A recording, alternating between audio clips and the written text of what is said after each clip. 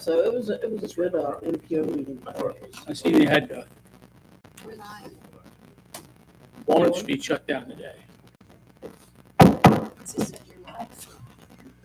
Call to order the April 1st, 2025 Columbia Borough Council Workshop. Could I have a roll call, please?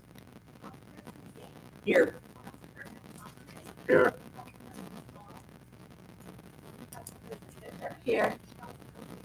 Here. Here. Here. Did anyone want to offer an invocation? If you'd like, please rise for a moment of silence.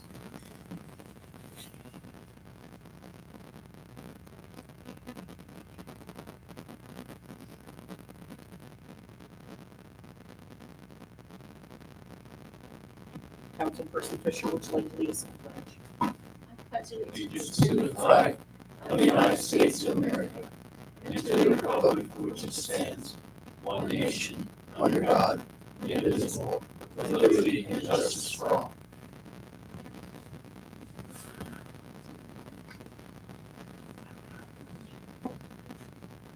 Announcement of executive sessions, there was none. Additions, deletions, or reorganization of the agenda. We need to remove item 8A. I was notified today that Tim will not be appearing tonight. Are there any other reorganization needed? I have a motion to amend the a motion to approve the reorganized agenda. Second. Motion by Councilperson Kaufman, second by Councilperson Easy, to approve the amended agenda. All in favor? Aye. Anyone opposed? Citizen comment, non-agenda items only. The first item we have is Sharon Whitmer. Good evening. I just wanted to let you know that according to the Borough website, Chris Vera is still listed as a Park and Rec chairperson. And that's a month after he was almost a month relieved of duty. So official action hasn't been taken on the Parks and Rec board, so that's still correct. But if he can't come on Borough property, how could he possibly be serving as a chairperson for the Parks and Rec Committee? See the chair? It says vice chair. I'm sorry, vice chair. That's what it says. I think the reason they didn't move on it yet, my Parks and Rec hasn't requested anything, was they're still, I guess, pending meeting to see what happens. But he can't really serve because he would have to attend a meeting here. Some of the meetings right now, no. Okay, thank you. Is there anyone else that wanted to speak, didn't get a chance to sign up? Mayor Lutz, Chief Borough. Wow. How do we get way down there? I must have a different. Oh, this is a regular meeting. Just like that was quick. Well, this is a workshop, so. Yeah, but I got a regular meeting agenda. Yeah, it says regular meeting. We're not doing the table, so. I thought something. Never mind, Chief. Anyhow, yesterday, I had the pleasure to participate in a video of Columbia Market House, and then we left the market. We did the Market House, the Dungeon, and then went over to Griddles. Got a call from a gentleman last week, and he was contacted by the Travel Channel about doing a video, and they picked two places in Lancaster County, Lidditz and Columbia. So yesterday they were here for about 3 hours, probably for a 5-minute segment, but they were very impressed with the dungeon. They were down in the dungeon for almost an hour, and then they flew a drone around inside the market house and took a picture of the stands and everything, and then outside, and then went over to Griddles. Rick Fisher, I want to thank Rick Fisher. Rick Fisher took care of the segment down in the dungeon. Rick, he knows that dungeon. It's dear to his heart. And so I'm sure they got filled in real well there. I saw parts of the video. It's good. And And Bonnie was there, and Bonnie did the market house part, and she did a wonderful job. So I want to thank Bonnie and Rick for coming in yesterday and doing that. And we had a good time. They met Fred over at Griddles, and they took some pictures there of all the memorabilia and everything. So they're going to let us know when this thing's going to be put out. And then they told me they would give me a copy. Yeah. That they had. Nice. And that's all I have, Chief. I mean, I do. I am pleased to announce that the police department has a drone pilot, another drone pilot.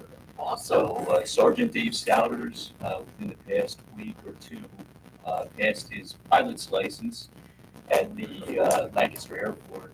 And yes, so he received his credentials. So we're very excited about that. We still have 5 officers that are taking the training and should be future pilots. So What's the officer's name again? Dave Souders, Sergeant Dave Souders. Anything else? 8A has been removed, so we are on 8B, which is the change, pending change to the volunteer service tax credit. Take it away, Kelly. Thank you. Matt Phillips is here from the Columbia Borough Fire Department. Matt, would you mind going to the podium and just answer any questions that you might have as far as the changes that were made? And I just want to give a brief discussion of, why the change was requested and, what the expected outcome is going to be. I'm trying to think how long this has been going on, like 4 years? Is it 4 or 5 years? When we first did it, it was just giving tax credits for fire calls and just administration. We didn't have like training hours or meeting hours or fundraising hours. None of that was ever put into it. And we have some people, and it's not a big change of people who are going to qualify. It might be 2 more people, but we're trying to capture all the people, like with the fundraising and our meetings. Like right now, we're going through the process, and you all know, we're speccing out a new ladder truck. We're sitting in meetings probably 3 times a month. Guys are doing research, and we probably have 5-10 hours a month just in that. And then our training, we stepped up. Our training this year really took off, and we have guys who are, going after firefighter 2 and fire officer and all that. So we're trying to get everyone having a chance to get a tax credit. And the ones who got it now, it's only going to 2 more people are going to qualify. Who's going to get tax credits? As even with us changing the standard. And if you look, it's not really that much of a difference. All it has in there more is about training hours and meeting hours and fundraising hours. How many people currently qualify for it? I don't. I got a text from Kelly. Okay. I didn't really get a chance to get home and work and grab. But right now, I think it might be 15. Okay. Close. Roughly 15. We have a line item on the budget just for that, for like Right. the cumulative. I just don't. I know we had 2 that were on the bubble, and we weren't changing because of that. We're changing, trying to have it all the same, because we also changed with the school board the same thing. What we submitted to you, we submitted to them for training hours and fundraising hours. Because we have some other people who are not firefighters that are getting involved with helping out with fundraising and our catering end and all that stuff. So we're trying to get them to get a chance to get a little tax credit. That's all. We met with this, when we met a couple meetings now, but I thought it was a really good idea because it recognizes, how important training is, number 1. Number 2, without fundraising, Oh, yeah. it's just as important, you know what I mean? Yep. So I think it's good. And as you can see from what was put in there, it's weighted like 20% of, it's weighted, so, no, I'm not saying the training's not as important as firefighting, but the actual calls, you get more Yeah. credits. And you can look, we're running 800 calls a year. Fundraising's already in on. Yeah, but we No, changed, I know, I'm just saying, we're changing how, So Matt, yes, it says 75 hours. yes. Is that annually? Yeah. And the way it goes out, it could be 75 hours of meetings, I get all that. or, but it changes when, on the fire side, or call wise. Yeah. See, I don't, has anybody volunteered before? They put in a lot of hours. Oh, yeah. Tons. And that, even the sheet that Todd gets and passes out every month doesn't come close to that amount of hours. Do you guys still do, what do you call it? Where basically they camp out there? We do have a station manning the station a lot. But we don't do it a lot. It might be a Friday night, we might man the station, but I'll tell you what's going on right now. We've been doing a lot of mutual aid stuff like we're on Saturday, our engine was down in Akron for a standby for their banquet. Right. Like we have Gordonville up for when we have our banquet. Right. But a lot of times that's what we end up when we do station hours. That's going to that. Because I really never honestly looked at this ordinance before, but to me, there's so much detail. And you said there was 12 to 14 people that received this? Yeah, I don't have the paperwork in front of me. Yeah. I came from work. Yeah, we sit here and there's 30-some firefighters on the list. There's probably another 30 or 40 volunteers involved, plus officers. I mean, you have to realize that some of those that aren't captured don't live in the borough. They don't live further back. Around. We do have a lot. Like Or, the young kids, they live with their parents. we have 10. I know 10 members that live out of the borough that like this. I mean, and I don't know how to capture that stuff, but we have a lot of young kids, live at home with mom and dad, or we have people who are renters. Yeah. I just, to me, it should benefit everybody. Oh, that's why I'm here. Because we did throw some things off of Kelly, and Kelly, we're here. If you want to look at more into it, I'm fine with that. Yeah, I don't know how we compensate. Yeah, for those somewhere else. So right now, I don't know if you know, we have 44 firefighters on the rack right now. Right. So you go and look, 44 firefighters, not saying they all make fire calls. We might have ones who make 5 fire calls a year, but hey, it's 5 fire calls they make. Still requires training, still requires. All their certifications, we Right. do all the time, yes. Right. Yeah, we really discussed it'd be nice if it was something that was, almost like at a county or state level, so that everybody, so you had cooperation. Well, here's the thing, the county does have, theirs is $100. They give every volunteer firefighter $100. But, I mean, it'd be nice if something was a standard across the board. I mean, because I know right now West Hempfield is in the process of doing their township of supporting the firefighters on. Because it's funny that they call us up, well, how do you put your, we gave them what our ordinance was right up. And when we said we're going in, they asked for more hours and more people can qualify. But if there's any way we could look at, for our ones who live out of town, who do not live in Columbia, but they're running the firehouse. I mean, they're running fire calls. Or the kids who live at home with mom and dad. I'm not saying give them $500, but you know, if it's $100 stipend or something like that, whatever you'd like to do. Doing that, we have to, that has to go through legal, because if you start talking about just giving a stipend, you're talking about you then made them a paid fire. Yeah, no, I'm not saying No, that. no, no, no, I'm just, But I just no, feel like- I'm just throwing that out Yeah. there, that we have to be very careful, Yeah. because, Part of Columbia's rich fire history is youth volunteers. Yeah. right, yeah. So, I mean, obviously you're not going to, in my early years were working full time. Be at the firehouse, yeah.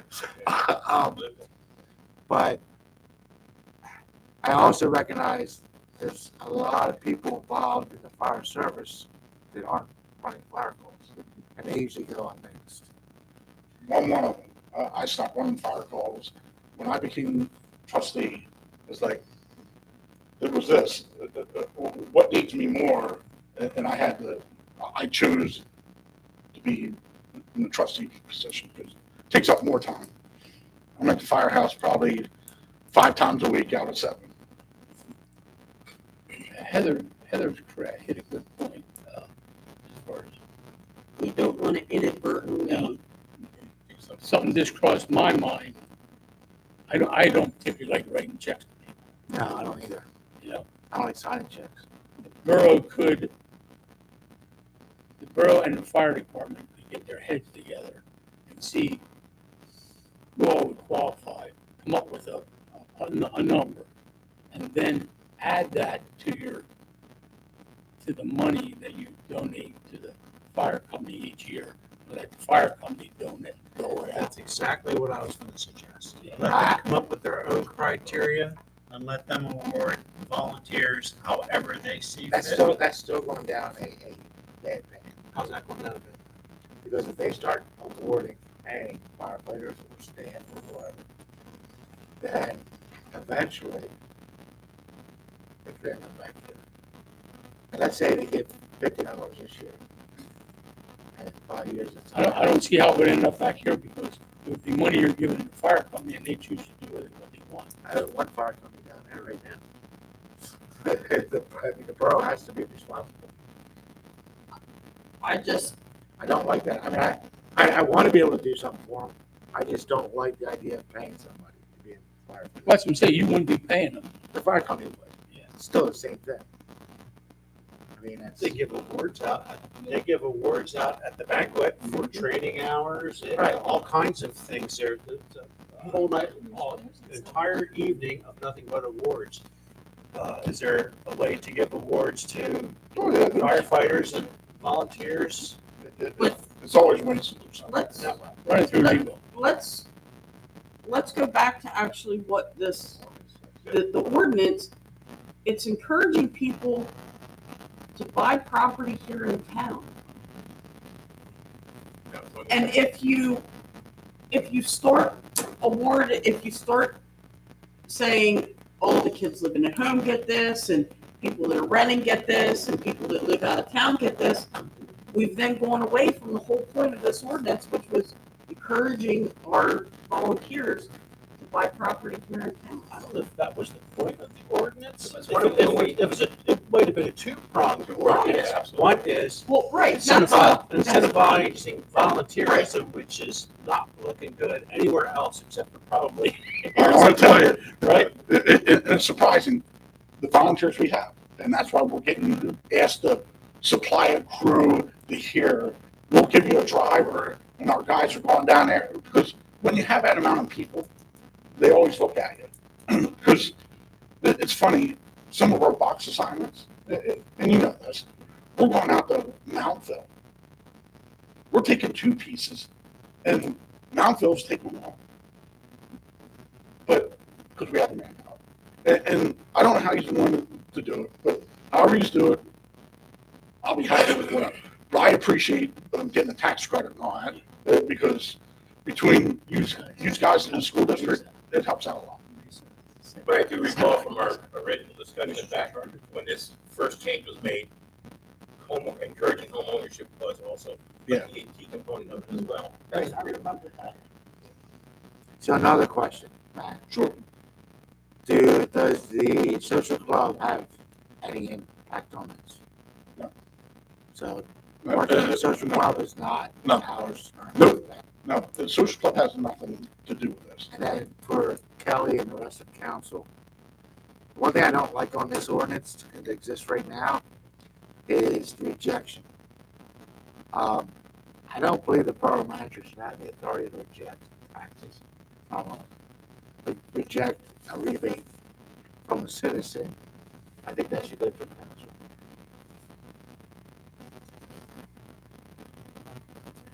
That's the way it was originally. And we all have to get very good at recognizing what the required documentation is. I don't disagree, but he gets a report every month.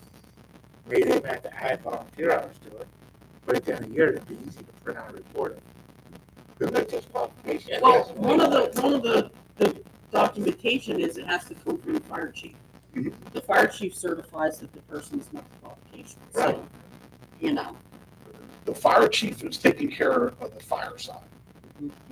On the administration side and the volunteer is going to be taken care of by our, I'll be doing like all the fundraising ones, but our one secretary, we'll be tracking all that. So, like, we never did it before. Our barbecues, you have 30 people there, we never signed them.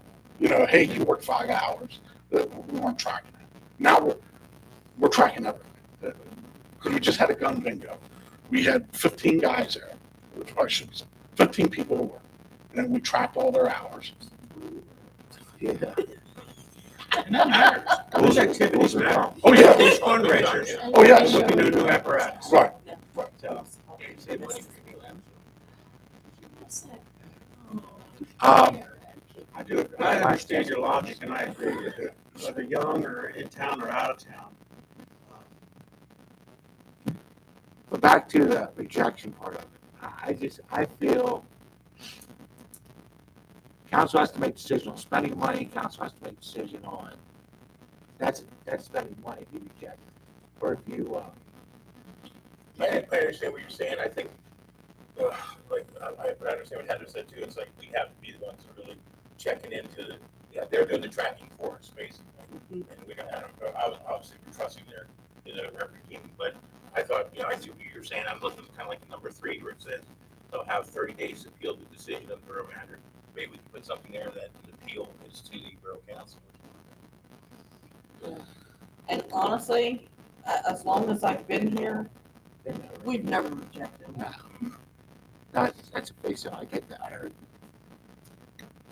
I mean, it's a formality, but I think this is a discussion to have with Representative Miller on a state basis. It'd be cleaner if the state were to handle this. Be nicer. Especially right now. I mean, state fire commissioners, right? They're changing a lot of that too. Like, they're coming out with some big time money. The governor's pushing for the fire Yeah, service. it'd be time well spent to sit down with Representative Miller and pose that question to him. Like getting him to write a bill. if they did it, then if the state did it, they could do it on income tax. That's what I'm. And then they capture everyone regardless of where they're serving. Yeah. Right. That's an even better idea. Honestly. So, That's what we were talking about. So it'd be nice if we could do it on a bigger scale, so you're capturing, you're not losing anything just because they live in a. Right, they're not living in town, but it's capturing everyone who's from fire calls or serving or whatever. We need them as much as we need those who live in town. And we need the guys that rent as much as we do. all right, so do we want Kelly to add that number 4, or just a note on that? Taxpayers shall have 30 days to appeal the decision of the borough manager to borough council. Oh, that's not, That makes sense. you got that, Kelly? Yep.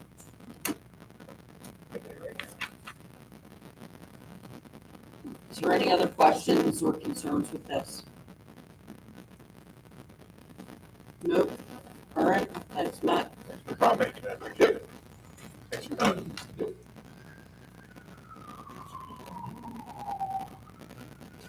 All right, next we have updates for chapter 24 Fire Department of the Columbia Borough Code of Ordinances. And this is really easy, because we're basically just removing the reference to the safety committee. And Kelly, where you have chair, I would like to see it changed to lead Lead, okay, that's good. instead of chair, because chair means Yeah. the chairman of a committee. Yeah. And I didn't want that to be No, confusing. that's one of the points I had to Yeah, bring up, if you wanted the word chair or not. yeah, I think we should put chair. Or, I'm sorry, lead, yes, you're right. See, words are hard sometimes. But yeah, otherwise, this was one of those that was waiting forever to just get done. Actually, it was done correctly. Probably Mark and I did it back when Mark was still here, so we were just hanging on to it until we got to the point where the whole point of this is, we have to advertise these, so we're trying to get as many as we can together, so when we send it to LMP, we're getting our bang for the buck, so just put one race at a time. Yep. And then we can go through and rapid fire at a meeting, you know what I mean? Yep. Yep. Oh, and then, I'll do the same thing for all chair. yeah, why is that fire safety inspections would be conducted on a biannual basis? Did we change that? No? I think we highlighted it just because for discussion. Oh, Yeah. okay. Oh, if we wanted to change it. Right.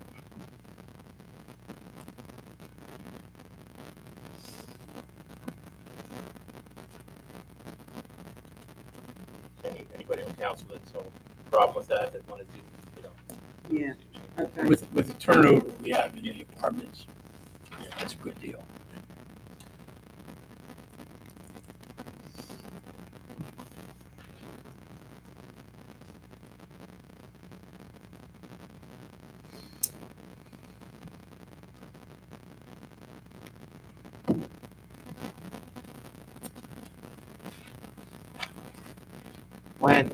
I have a question. Yeah.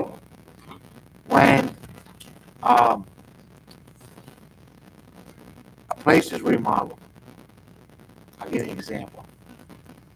Across the street, there was the Tim's oh, store that had knickknacks in it.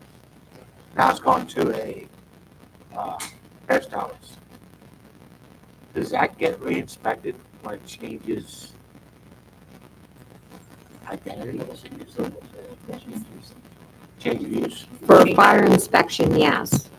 And depending what else goes on there as to whether or not CCIS will be called in to do their own inspection.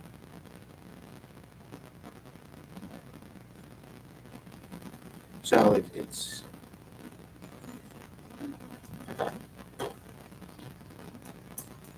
So I have a question about the whole chapter 27 fire inspector, Oh, yeah. because I mean, this goes back to when we assigned, one of our, we had an assigned fire inspector from the code department, right? yeah, we haven't been doing that. We Yes. haven't. Yes. Did we name someone?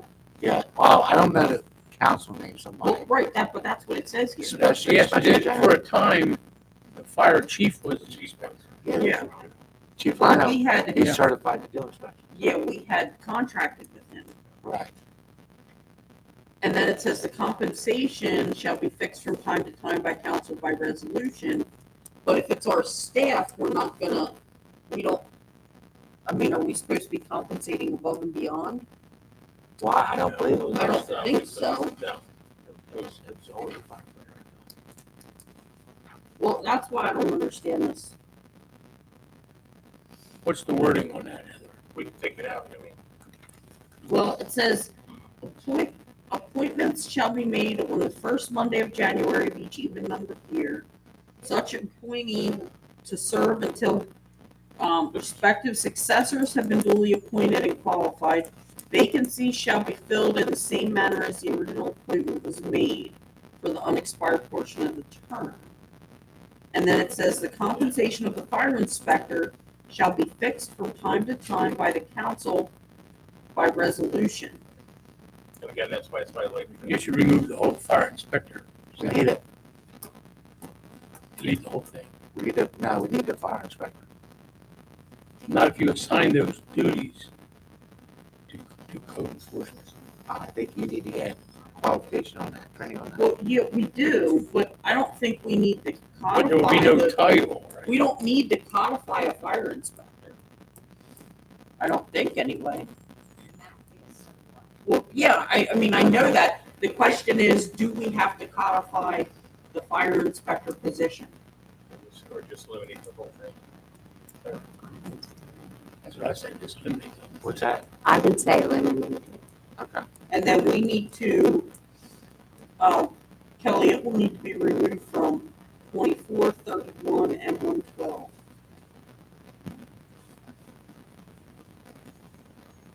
I knew that too. 112, well, that's,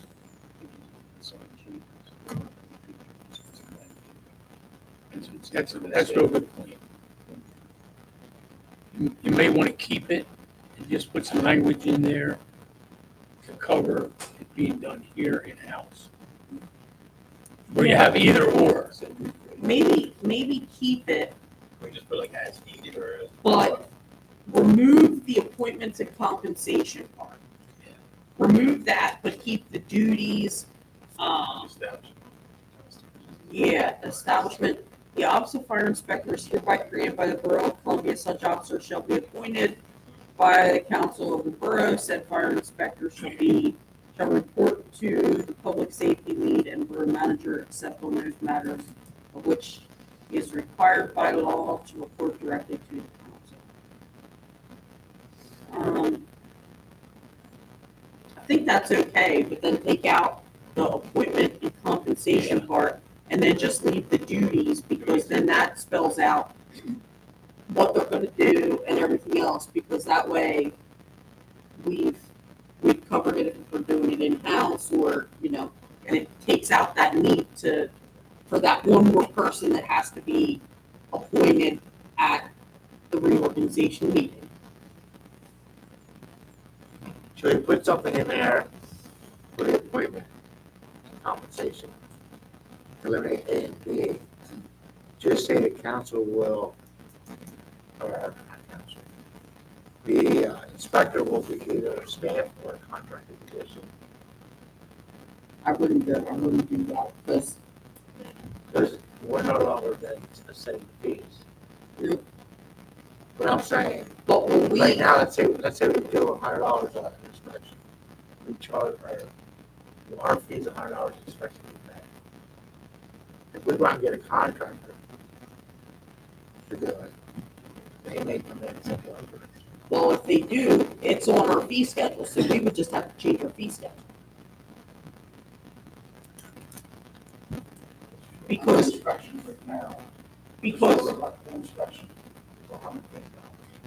when we do like when we were doing it when Scott was doing it, we contracted him, we got the money, and then we just passed it through to him. It would be the same way. We would pass it through to that inspector, and we would pay that contracted person. So we would just change our fee schedule to account for the increased cost. I'm not sure you want to do that though. What do you mean? Well, let's say today, Scott does my house for $100. Tomorrow, somebody down the road, firefighter, comes in and does your house for $400. Well, that's where the borough has to say what is, We have a fee. what's reasonable, and this is the fee we charge. Okay. And if we end up contracting with someone that's really expensive, then we're gonna have to change the fee schedule to account for that. If you change the fee schedule, if you change that fee schedule, then if it's done in-house, you get the same fee. It's the same thing. But I think they Can't have Heather said, they have to be, well, if we would contract it out, they'd have to be notified up front, this is what we charge. If you think with that, why not? Do somebody else. Well, I'm just saying, I know. I'm just saying, emergency fees. I don't expect it that long. Yeah. Let's say Matt's on vacation for a week, we need to get a fire inspection. So we contract somebody. And we also, we create a different price for that. Or we just say, if our fee's $100, it's $100 out there. It's $100, and if we have to eat it because it was an emergency, we have to eat it, that's the cost of doing business. I mean, I just, Yeah. That's clean. yeah, I just want to be fair about it. Yeah. So we're still taking 27 out. Yeah, 27 A and B out. So then you just move the other one up. Anything else on this one? Then you gotta change the whole. Well, that's easy. 2017. Yeah. Fire safety inspections will be conducted on a biannual basis. Did we want to change that? I think biannual is fine. Yeah. Yeah, like I said, I don't have a problem with it except for, I don't think we stayed anywhere if property changes. No, because the fire inspection follows the property. Right, that's what I'm saying, I don't think it's, I'm not saying if a restaurant goes from a restaurant to another, same restaurant just changes hands. I don't have a problem with that. But if The state does. If it changes use, it changes use, we're gonna need to capture that. but we do currently go in, say Griddles changes to another Hinkles or whatever, we would still do another fire inspection, Based on our codes or based on your decision to go in there? our decision. I don't think it's in the That's my code, point. yeah.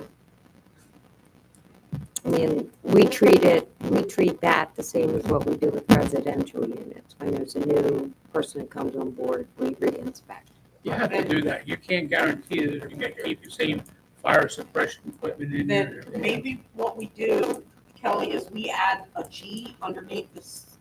Fire safety inspections will be conducted on a biannual basis, and then we'll have G saying, inspection also required upon change of use in, Ownership. yeah, I mean, let's look at State Theater. That probably had a capacity of 1,000 people. But when that changed to a flea market, but you don't have the same capacity. And my thing is, are we expecting a change of use? so change of use and ownership, or just, I don't think ownership.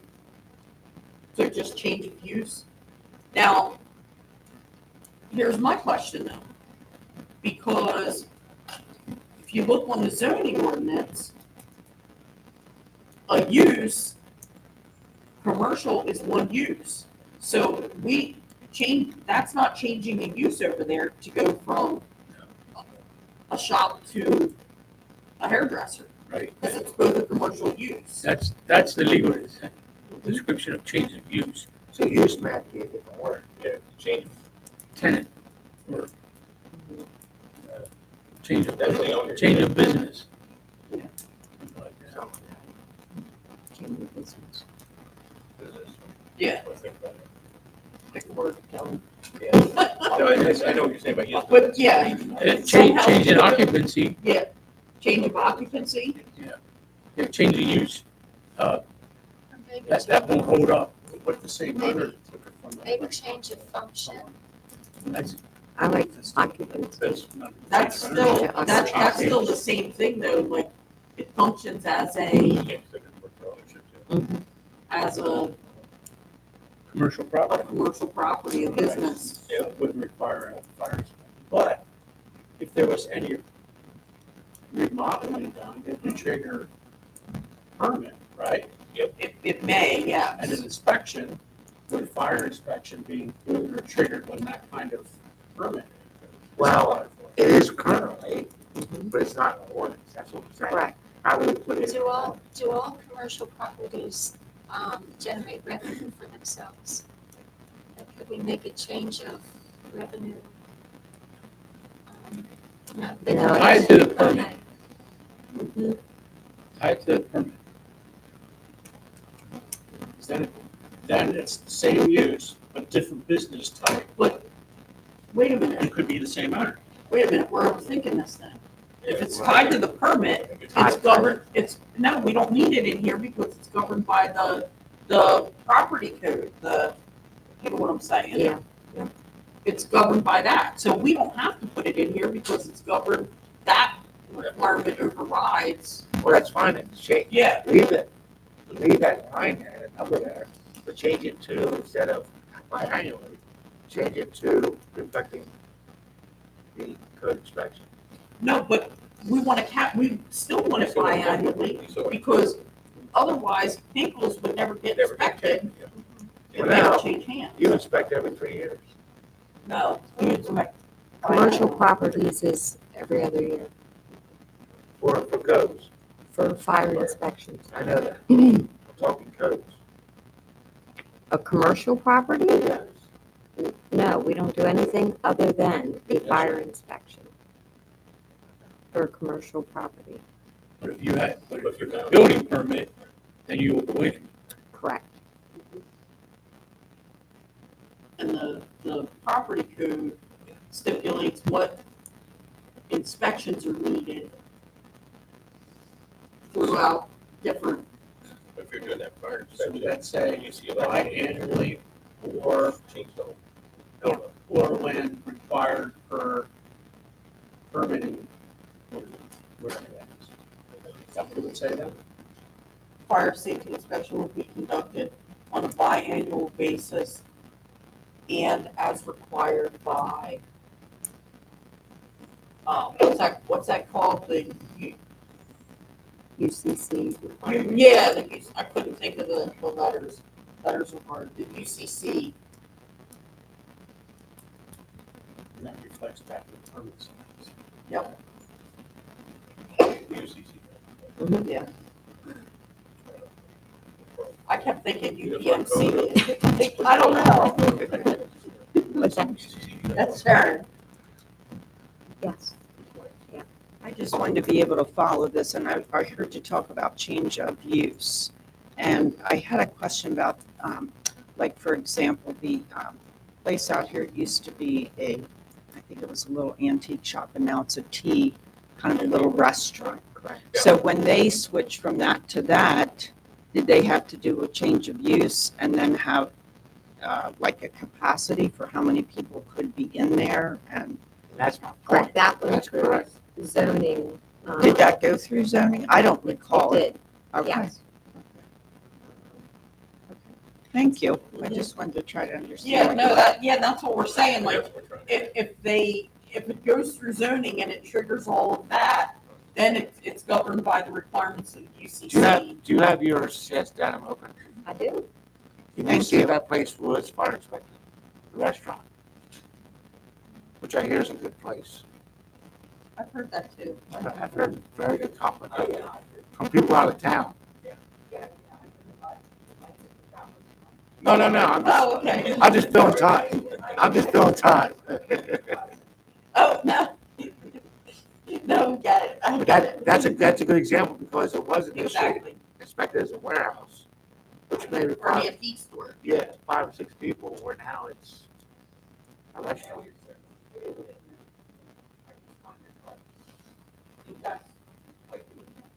Yes, that is, thank you. I think, especially going from something that isn't food to something that is food related, I think that would trigger a health inspection as well, correct? Yeah. Health, Not by us, but yes. Whoops. Fire chief. The fire inspector, excuse me. Kelly, I'm sorry. Okay.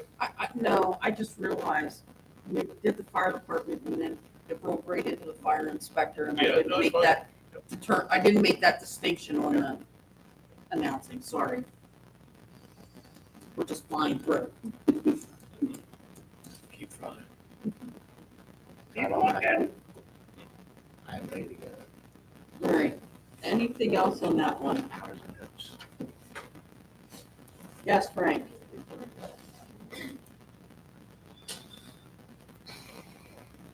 I had a call before I come down, and they asked me to tell council that the streaming was very scratchy again. Right. Yes. So if there's any, maybe adjustment or something, I didn't want to interrupt, I should have said something earlier maybe. And the other thing is, being that you're into the fires inspector and everything, you all know Doc Now.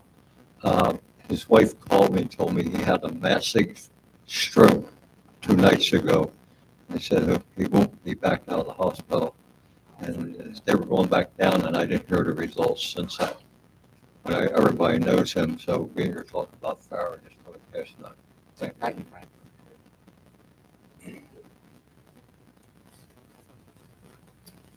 Well, the other day when I was driving through, I saw they were here. So, I just don't understand it.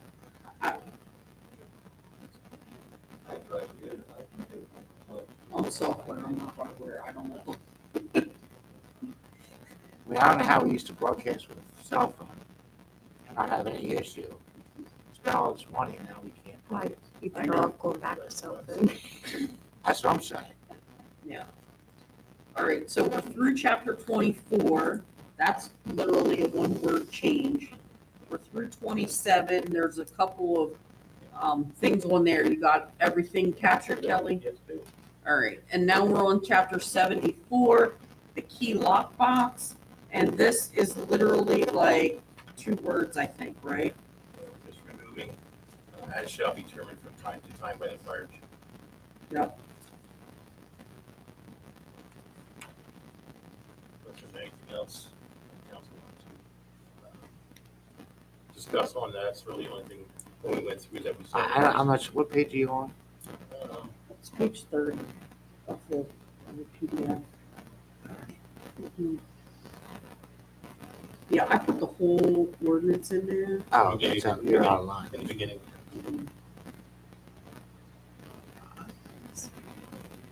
Because I have a question. Yeah, and it's 7415. The very end of that sentence. Just the-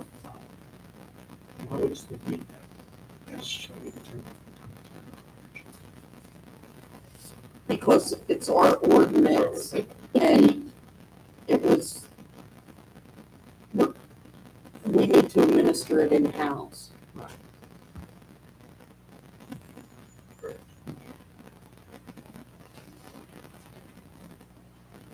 Commercial ordinance.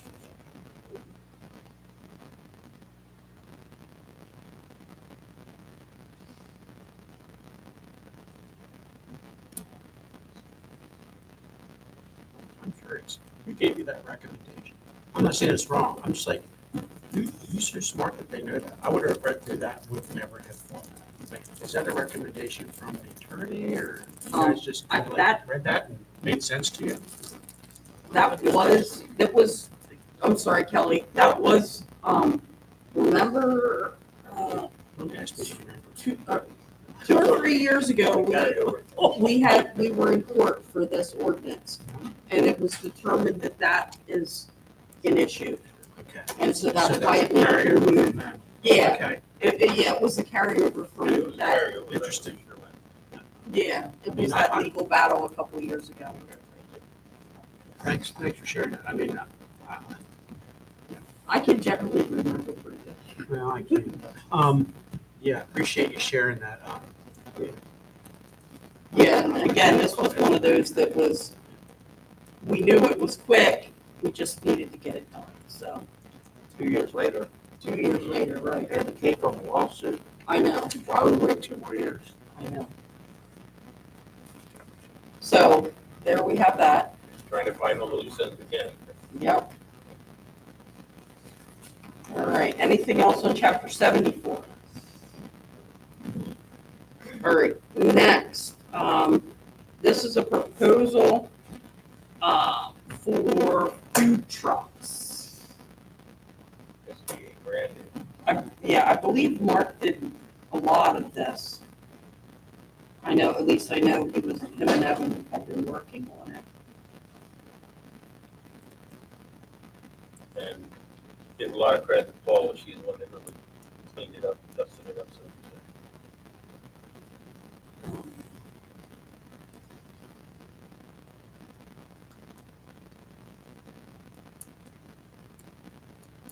Trying to think. Where did I have any questions?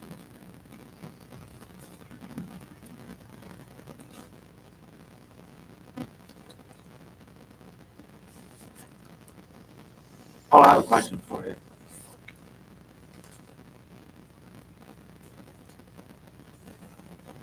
This is to certify the food truck meets standards, state health standards. Is that what you're talking about? Well, that's part of it. I mean, they have to provide proof that the food truck, they have a permit from the Pennsylvania Department of Ag. So this states all public space.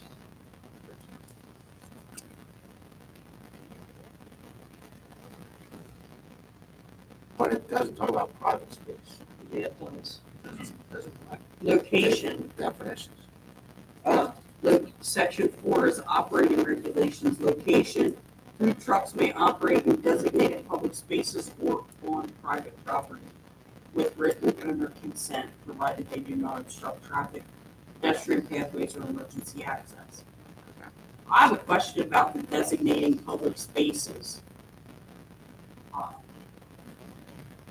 Do we set what those designated spaces are? Usually, from what I can tell, the kind of standardized based on play routes, festivals that reoccur every year. But do we have to say that because really what's to stop? I mean, do you really want to prevent a food truck from setting up on, Locust Street? We already had that Yeah, this past weekend.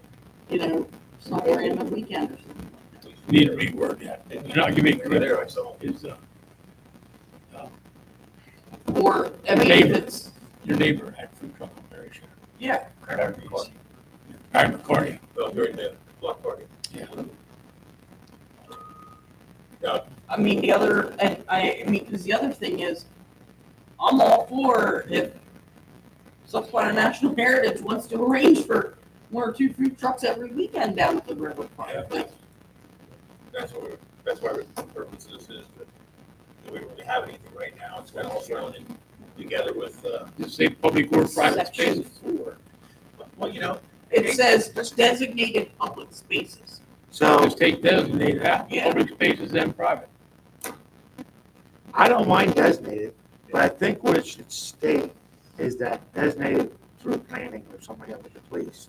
Because they set up a plan for any event, and they should have some say in where food trucks go. It's like a facilities use request. But this isn't going to, that would happen through the facility use request, but not every food truck is gonna come in on a facilities use request. they're just moving part. They just come down and park. They could do it. But they have to have a permit from the borough. Right. yeah, Right. The borough, and then Public, their public, health inspection. public places as approved by, yada, yada, the chief of police, city borough of Columbia. The borough of Columbia. Yeah.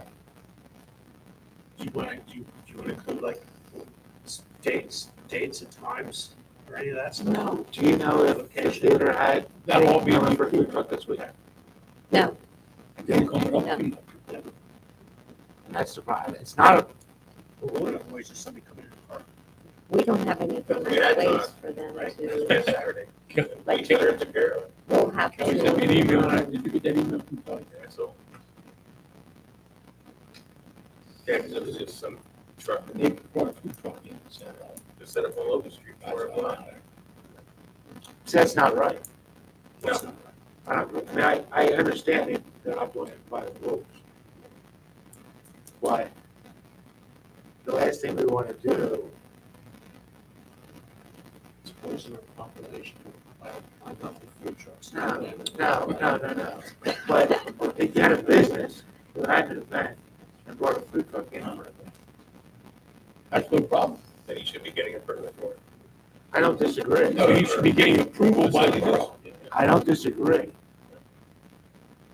Because that's what they did with the food truck that they had up at the, you know, up here at Block Party. That was in his, it was in his facility use request.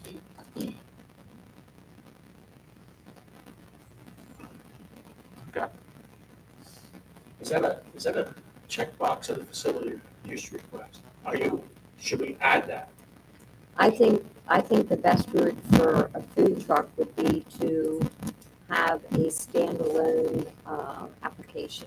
I mean, should we Sign. have food trucks as a checkbox on the facilities use request to prompt the requester that if they do plan on having food trucks, there's a process you need to go through, and they've checked that. We need to tell them, hey, whatever food trucks are coming, they're gonna apply for that, you know. We can do that, but I think we also need to think about the people that are doing food trucks, not as part of an event, but as a standalone thing, or as part of an event that may not have needed a facilities use request. Right, like, I mean, if someone up on Locust Street is having, like the Ace of Cuts is having the barbershop event and they put a food truck out front, that food truck pays for the parking space for all day, you know, Understand, yeah, which is how we've been handling it. yeah. Right. Mhm. But I think they need approval, no matter where, on the street. I agree. I just don't know how to get that out there. Food trucks may operate in public spaces as approved by the borough, Keep it simple. or on private property with written owner consent. Now the owner takes, like, How's that sound? Take out that designated and just put That sounds fine. approved public spaces. So my next concern is how do we make people aware? Well, I mean, How do you make them aware of anything else? how do we make them aware of any land use change?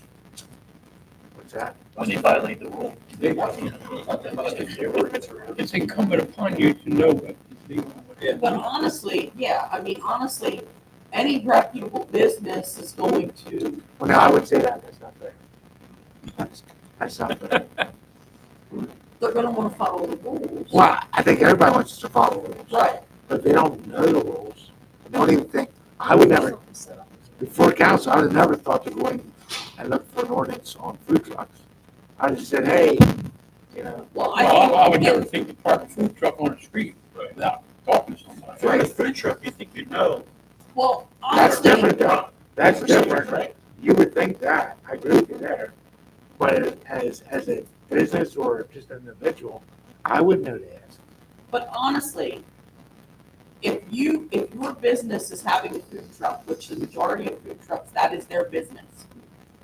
They are fully aware that all municipalities, all are having these issues. They're going to make sure that they can legally operate their business where they want to do it. They should be. Because it only takes one bad, people seeing, oh, this food truck, oh, I saw police there and doing something with them, and that ruins their whole business. It could have just been something simple as like had a flat tire, but, people talk. You know how the internet is. Okay. So then, I agree with everything you said, and that is true. Because that food trucks are in the community. I'll talk. About the applicant. It has an annual $50 permit fee. First of all, I thought we'd taken dollars off of ordinances. Second of all, That's a good catch, yes. Good, good. second of all, an annual permit fee. A $50 annual permit fee. I can see a permit fee based off of the schedule. Take rid of that. But I can't see an annual. If I come in for January 1st event, I got the rest of the I've year. got to provide some feedback on that as well. I had staff, police department staff review this, so I have some notes on. And that was one item that was a concern to them, the $50 annual fee. There's an event that's being held down in River Park this year, and the individuals were advised a $35 fee, and that was problematic. And 50% of the food trucks actually dropped out. So they wanted me to convey that to you. So you're saying a fee is a problem, period. That's the feedback we're getting. Yeah, I like to run a business without any cost. How about Part C definitions for that one? The permits are valid for 1 year, or should just be valid for? That was a question that was brought up. I guess it's been our experience, it's more of a once and done, as opposed to an annual. Right, I think that's the way it should be.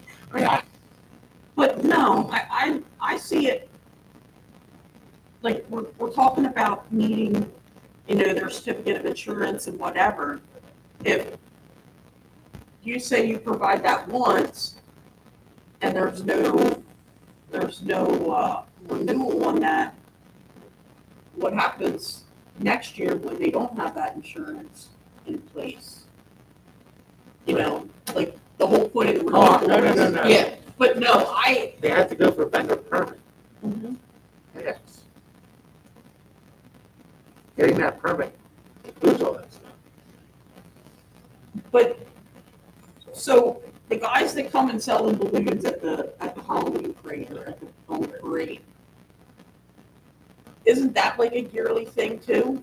That it's not, That's not, no. okay, That's correct. No. per event, no, okay. Plus, this may be misleading if they pay the fee. They Yeah. make the impression they can do it any time. Yeah, you want- You know, they have to That bear needs- that. Yes, Every weekend. every weekend, yes. Yeah, So take C out. Without notification to the borough. Yeah, take I C think out. so. And then 4, we'll just say, we want to keep down, we'll just say that fee as a one-time fee as assigned for the Per the fee schedule. fee schedule.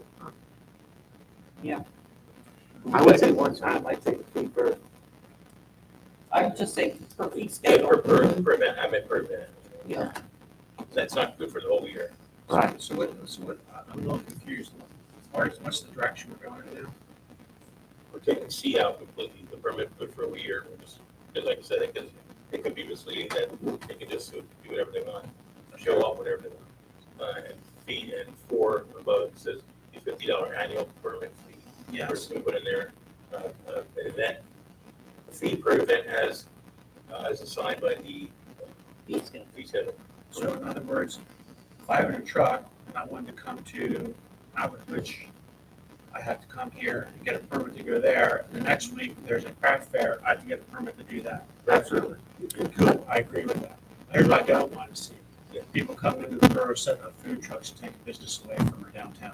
Okay, That's all. what I don't want.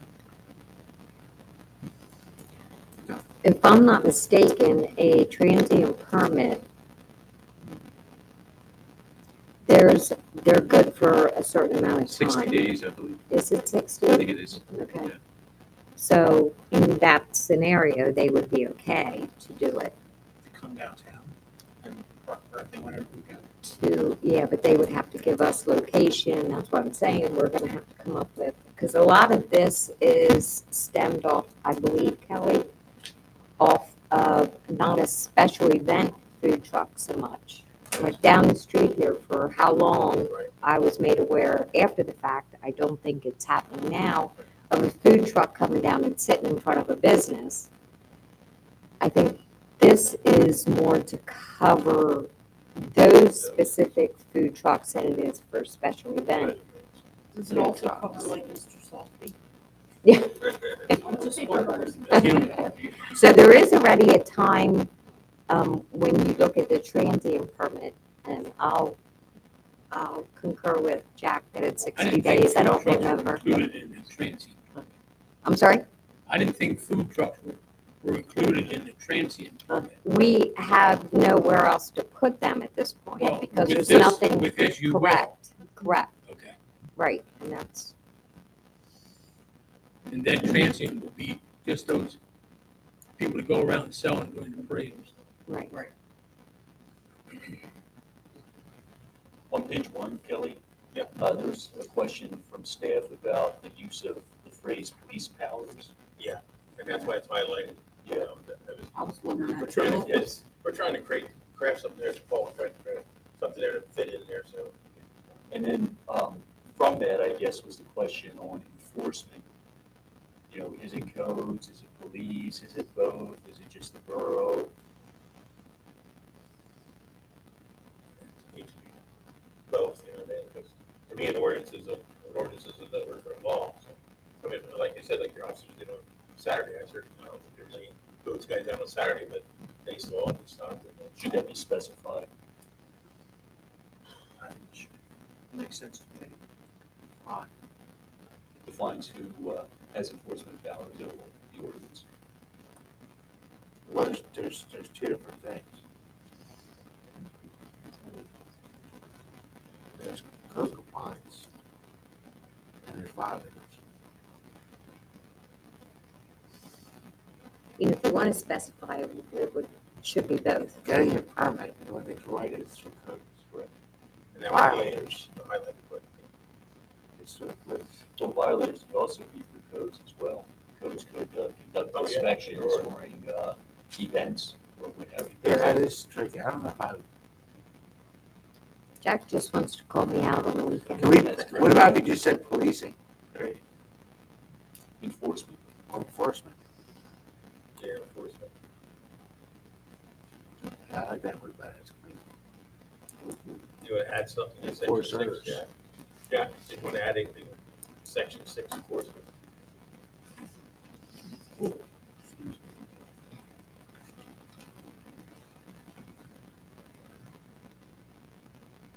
No, I don't have any notes on that section. So just the highlighted part. Yes. Do you have any specific language sent to Paul and myself? You would just email it to me. I'll work off of that. In reference to enforcement authority? Yeah. Yeah, I can put something together. That way, we're trying to review one as well as what we're looking for. I We guess, don't want to put something in here and come back, another 2 weeks and say another week and say, hey, still want that change. Kelly, under section 4, I guess there was a little confusion between C and D. So operations are permitted between 7 a.m. and 10 p.m. unless otherwise approved. And then trucks may not remain parked in one public location for more than 4 hours within a 24-hour period. Yeah, that's, I mean, to me, what that says is between 7 and 10, 7 a.m. to 10 p.m., we can have food trucks, but this specific truck can't park in the same spot for more than 4 hours at a time. I Need think to be attended or something like that. that's I mean, I agree with what she said there, the way that's worded. But it's kind of harsh in the same sense. If you have a parade, But they usually come an hour or 2 or 5 hours ahead of time. I think Todd Todd said it right where Yeah, Todd hit the nail on the head, because it actually mirrors existing language within the code, which is a 4-hour time period for like trailers, unattached trailers. So we should, So you're saying unattended? Yeah, so. Trucks may unattended, not I think- remain Right. in one public location. parked unattended in one public loop. So just add that in, unattended. I think that's sufficient. Yeah, that's good, Todd. That's good. Why we have it. This is a good conversation.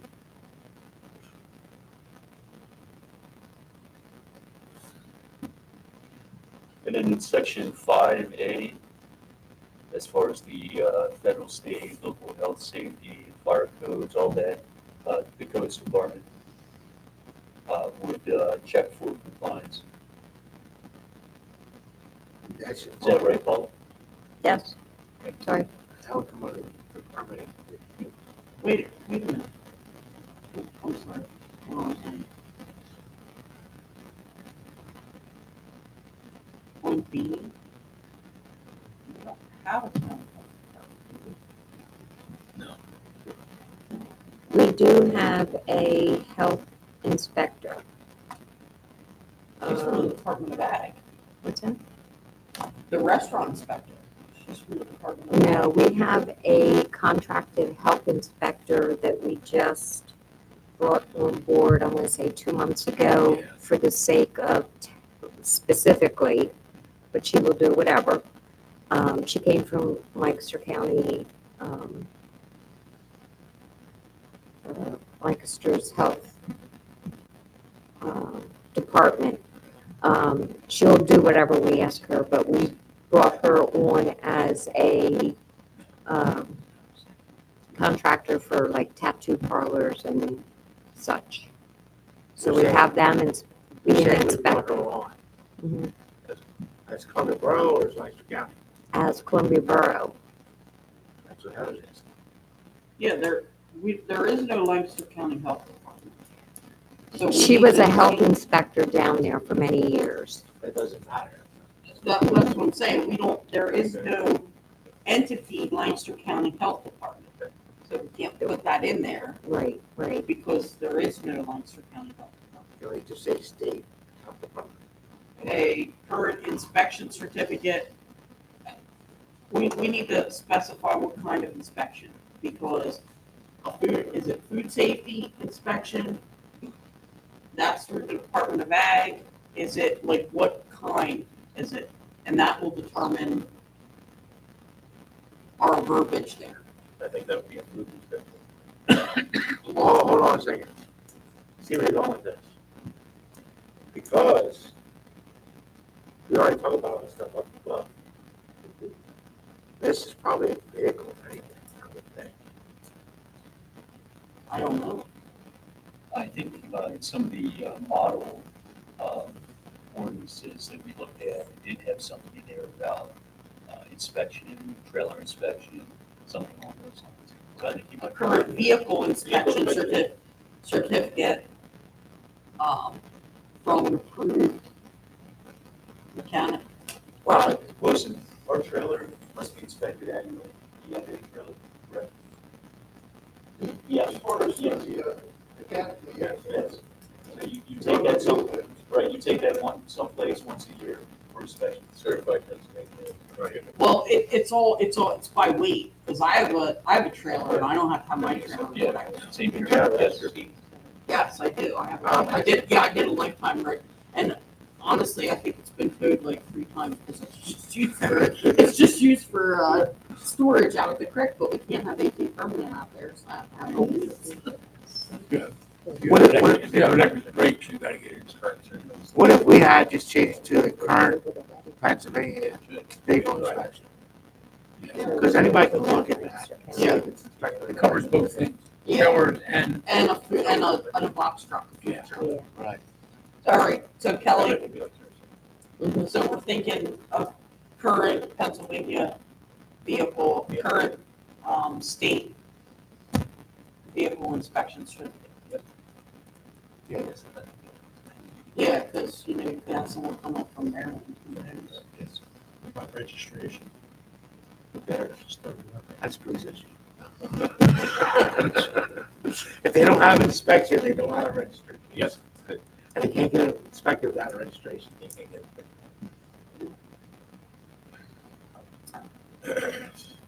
So for B, we're gonna remove the Lancaster County Health Department. And we're gonna add current vehicle, Yeah, see, vehicle inspection certificate. yeah, what do we want to change Lancaster County Health to say, a current inspection certificate from, It doesn't even have to say from, just a current vehicle inspection certificate. Because If it's out of state, then, you No, know, I'm talking about health wise, not just the vehicle. no, there is no help. Serve safe or anything like that. That's, Well, because that's all covered up above. that's all operating expenses.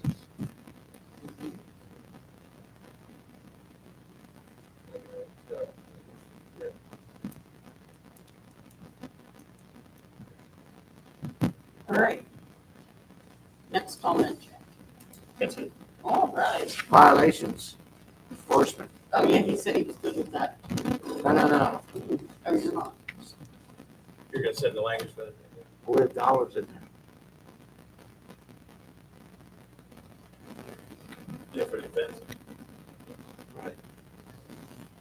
Don't we You got to be on the fee schedule. Yeah. No dollars in it. Yeah, no, we don't want the dollars. It's just necessary. Magistrate's office. Well, that's what I was wondering.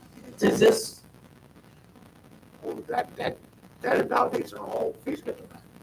no, not necessarily. There are some things that have to be in the, like, in the code and some, But we're not talking about a fee as much as a penalty, a violation. Yeah, it's a fine, not a Yeah, fine. Up to $500. it's like there are places where we have, things that the police enforce, and we have those penalties in there, in the code on that, and that, because, again, it's a fine, and it's not a fee. Now, hold on a second. What about the alarms? We require false alarms. That's a fine. That's on the kid. There's also state funds for that. Well, that's different. That affects us. But that fine, I don't know that would go to the magistrate. Even though it's a fine, it's not, If they don't pay it, let's go somewhere. would we send that to the magistrate? We would, okay. What about all the code violations? Anything over $25 if it's not paid goes to the magistrate.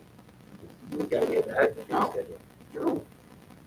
I mean, put it in the fee schedule makes sense to me because then all you have to do is adopt the resolution. You see, you're mixing up fee and fine. No, If you don't pay the fee, you get fined. which is on the fee schedule. I see what he said, I'm not sure that's the right place. I just worry about, the person that comes in and gets the permit for a food truck, and goes through all this, and then, of course, they're like, oh, I didn't know what this meant by this fee schedule, you know what I mean? And then, of course, they go to the magistrate and say, oh, I didn't understand. The magistrate sets them anyhow. You can, they're only suggestions. Yeah. They'll set the cost. Again, I just don't understand why some things were taking fees out, others were putting fees in there. To me, it makes somebody confused. Because on the next ordinance, we take it out, then you're gonna tell me the magistrate said, well, you don't have it in this ordinance, but you added that ordinance, so it must not wouldn't have it in this ordinance. So you don't want to put fines as defined in the fee schedule, put these in the fee schedule? Yeah. We do have both. We have fees and we have fines in the fee schedule. Yeah. Right, that's what So I'm just saying. take the numbers out here and just put, and or fine. As defined as in the fee defined in the schedule. Yeah, if the prices go up, then. Yeah, let's do that. it's a I mean- resolution. The only thing that I can say from an enforcement standpoint, maybe Paul, you would agree with this, as an officer, when I'm looking up a violation in the section, and that's how it is under the crimes code, it specifies what the specific fine is for that violation. So that's why I do like this language as an officer, because then it clearly states what the cost is, the fine. I understand.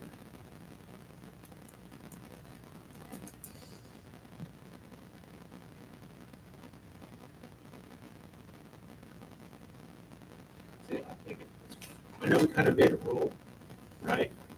The rules are really great. I think you should have rules, but I think you should also be allowed to break the rules. So if you don't have rules and you do whatever you want, you're a loose cannon, right? If you have rules, and you understand the rules, well, now you can break the rules, and that's a well-managed risk. And I think if this is a case where keeping the fine in the ordinance makes sense, well, then break the rule. It's okay. I like consistency too. But it sounds to me like there's some instances where it just really makes sense to keep it intact.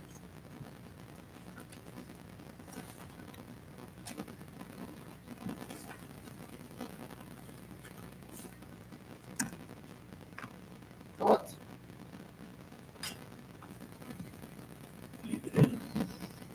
And of course, when people, those that are gonna enforce this, gonna, would want to, not defer, but, also take into account, like as Jack said, his officers want to see, what the fee they should, what the fine is they should be assigning.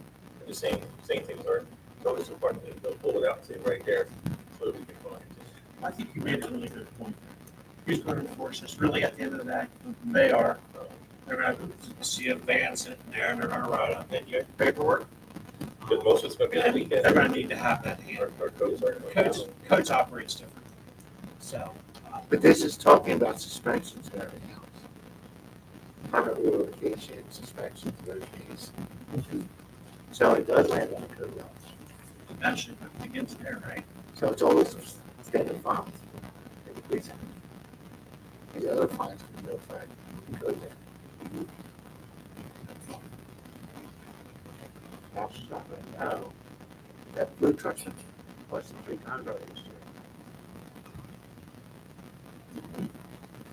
But I think anything that would come to the police, especially in this instance, I think would be, you would notify codes as well. Yes, yeah, work closely together with codes. I don't think it's something that's gonna slip through the cracks or anything. I agree. You're out. We have this conversation all the time. So even under You don't have We don't need to that. enforce something, you don't have to bring a fine that day. Yeah, that's absolutely true, yes. Yes. Do they really know if it's first time, second time, officer? That's what I mean, you don't have to, you don't have to be caught up, you just cite them for it, and you write it up the next day or two, next business day. And you can confirm it. So you're saying you can take it out. That's why there's 2 boxes on citations, it says issued or filed. Yeah. Never noticed that. So what they said, never got many, did you? I'm happy with it, yes. I do it, well, leaving it in, leaving it number 2. Put it both places. Sure. so that's my Well, problem. That's my point. no, it has to go one or the other because it cannot go both places because then we're gonna end up in a situation, we'll be changing the fee schedule. Forgot to change the other one. No, If you can only put it one place, I would suggest putting it in the fee schedule. Yes. My thing is, how much does it cost to change an ordinance?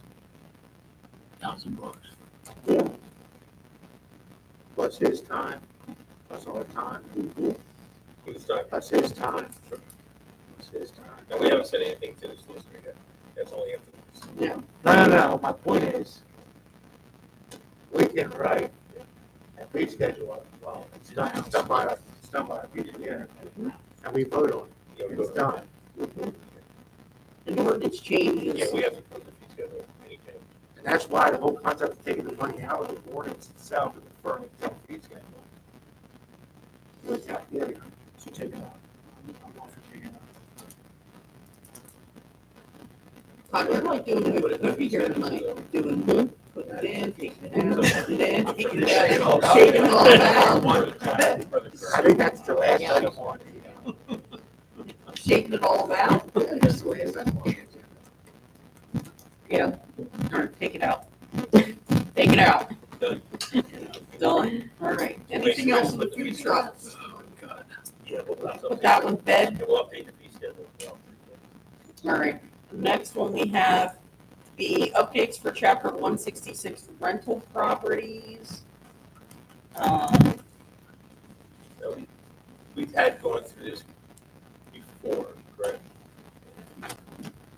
Well, we talked about this last, this was just, if you recall from our meeting, a joint meeting with, planning, they had, saying they had suggested. me again what the red, So anything that has strike throughs is being removed. And red text is Red text is new. the proposed. okay, so I don't agree with this. What? I don't agree with putting manager's position and definition and stuff. I had that as well. What section? We should not be codifying a personnel, It's the coach department, whether it's the manager or right? a regular coach person. And I don't think we should have definitions of individuals as well. What's that? Oh, you said something? It came from previous borough manager. That was a suggestion of his, if I put in there. I think we should have an ordinance maybe for that position and put those definitions in there, but not in here. Yeah, no, because then, So of course, we'd be removing code official. You see the yellow or below it says code official and it's struck through. That would take that out, put the code compliance manager and code compliance officer in as definitions to replace code official. yeah, I don't want to put, I don't want to codify, correct, or like code compliance manager, because we've never had that necessarily, that particular thing, and we have a habit of changing things around and everything else. Well, I agree with you on that, 100% agree. But I will say this. Among other positions, we give the code organization, code department, I'll say, special authority. Maybe we should have definitions. I don't remember the reasoning behind Mark wanting to have those specific definitions in there. But I was in on that meeting for that part of it anyway. Yeah, For I mean, some I of would these just, changes. I would just leave like the code compliance officer or code official in there, but I would not put code compliance manager, because that is defining a bunch of different levels that don't need to be defined. So leave in code compliance officer. I think it should just be code official. Yeah, it should just all be code official. Leave the yellow, take the red off. Yeah. And I think that's currently how it is. That's currently, Yeah. currently how it is. Yeah. If the yellow is, Yeah. code official is what's in there. So just ignore that change. And what's the compliance review committee? That's the appeals board. Can't use appeals. Can't use that language. Yeah. Can't use the word either. Oh, okay, I didn't know that. CRC.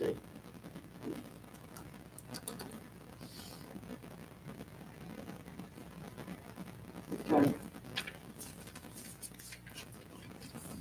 The only thing I would say coming up on disruptive conduct is that, Jack, that's something that I know probably a year or so ago, we talked about your input on that, and I don't think we ever got together on it, am I correct? Yeah. Yeah, so, I like the simplified wording of that section, like, Just drawing it out. yeah, an act of a residential unit or by a person present at the residential unit involving any act described in 166E. And that's. We don't have to keep repeating, right, because then we end up in a situation where if we correct something one place, don't correct it another, it goes to the magistrate, and then we have conflicting, and which is where we're at a lot of times now. You know, we need to remove the redundancy. And why are we taking out electrical fixtures? I was just curious. It's more than the uniform building code. Yeah, Yeah, okay. I'm just gonna ask about Yeah. Hotel unit. Any conversation on that? With that? That falls under short-term rental. Yeah, that's a little different thing.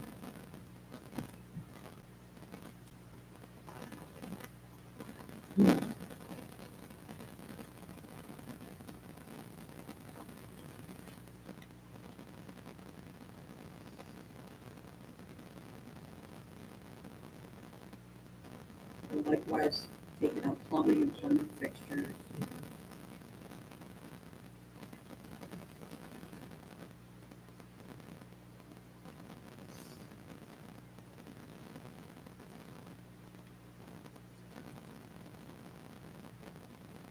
Under property inspector, shouldn't that say certified building official? And not code official?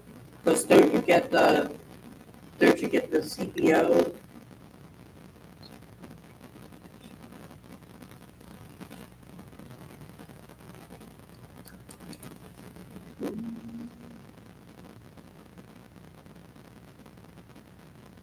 I don't think there is a certified code, it's certified building, right? yeah, yeah. Yeah.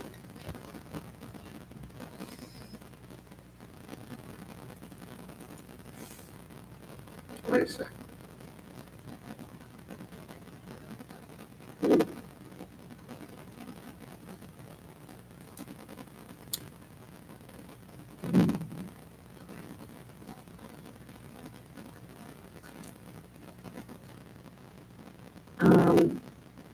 Maybe think twice about that. So Yeah, property I- inspector does not need to be a BCO to be an inspector. No, actually, we don't do inspections anymore. It's a residential property inspection. But this is for rental. Yeah. This is That's for long-term. Yeah. It says a certified code official designated and sworn in by Borough Council to inspect, evaluate residential properties for compliance and regulations and to ensure safety, well-being, quality of life of all residents. But that's only as it relates to the rental properties. Rental property can be a residential property. Then yes, it's a code inspector. Code official. Certified building code official. Now it's just a code official. Yeah, you don't have to be Police department. a BCO to be a property inspector. So that's why I'm thinking we should probably not do the building. Building inspector is required if you're doing plumbing, electric. So take out the certified then? No, because the inspector still needs to be certified. I said, hold on, you're confusing me now.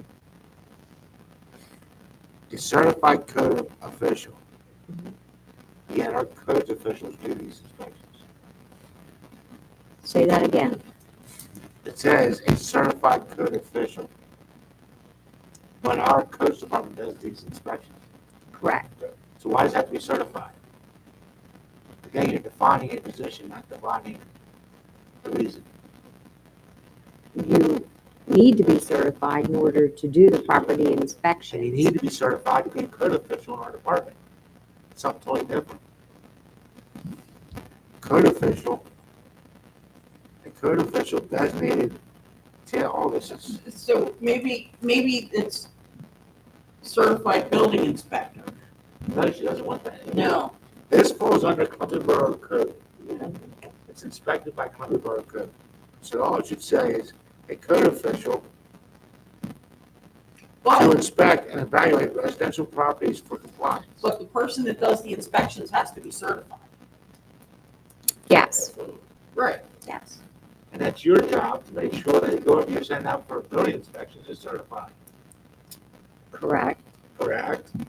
Like in ours, for instance, Bud cannot inspect. No. Matt does, and I can, I get that. okay? So Why does it have to be an ordinance?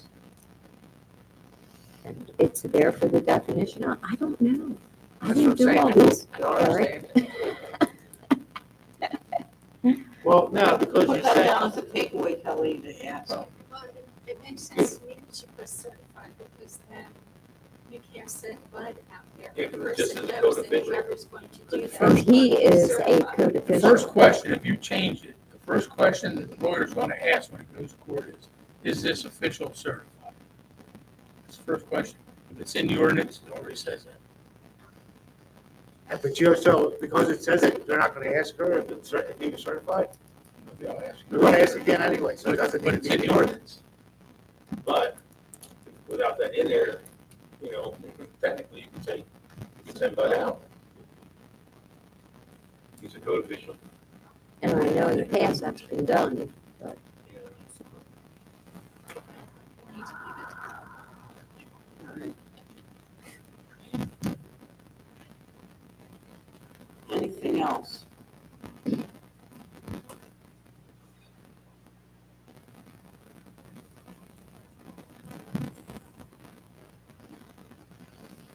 We have no further.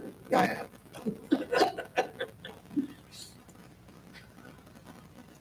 Yeah, the nuisance law didn't change at all. But you see all the give and take that occurs there, I mean. The nuisance law didn't change at all, yet we were gonna change it.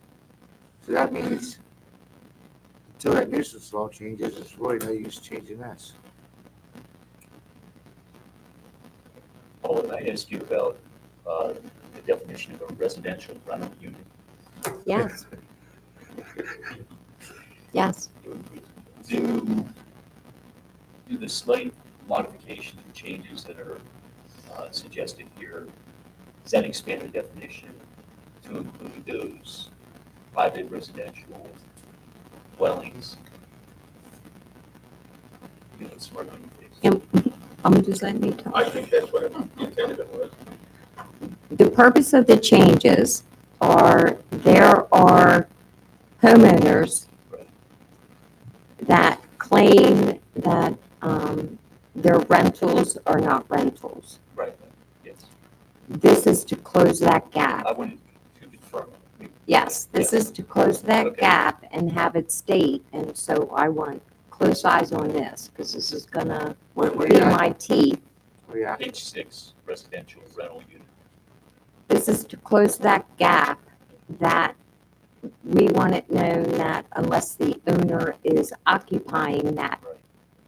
that it will be considered a rental. Doesn't matter if, correct. Well, it's not rental, it's my cousin, it's my sister, it's my brother. Yeah. That's right. So that needs to be picked apart by all of you to make sure that that, My home is not a rental because I still live there with my son. But if I left, it would be a rental because just my son would be there. because you were not, Because Yes. I am not there. yes, yes. Right, we've had examples of issues over the years. It's sort of, there's a gray area. I'm trying to close that. Many hours spent on it. Yes, yes. I own it, I don't live here, but I'm letting my daughter live there, son. Right, it's not, your daughter's not added to the neighborhood, you know, creating And then- a street yes. address. And then I get a lot of, they don't pay me rent, which is why that is crossed out. But do they have to have a lease agreement with the person living there? That's not You should give it for me to, yeah, that's not anything to do with, So we're basically saying, this is basically saying, Barb, that if the owner of the property does not live there, it is a rental. And someone else is living Yep. And someone else is living there. Whether you can pay it or not. Yep. Because that's a business arrangement between those two parties. And that's the challenge the codes has had in the past. They have limitations, right? and I was told a few years ago it would be incumbent upon us to prove, if it went to court, to prove that this person isn't related to the homeowner. Well, that's funny. If you're not living there on site. Your mileage. And then, and this, the way it's worded, it looks like it also accounts for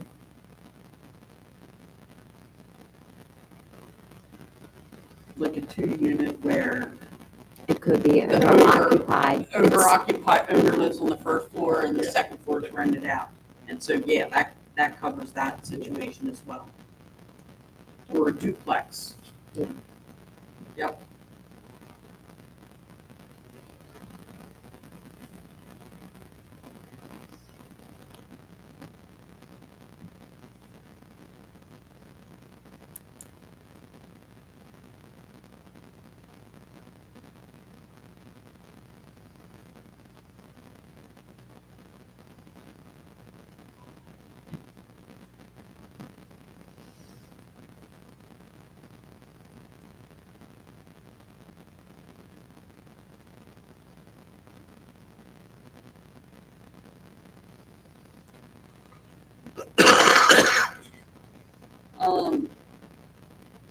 On page, the top of page 8,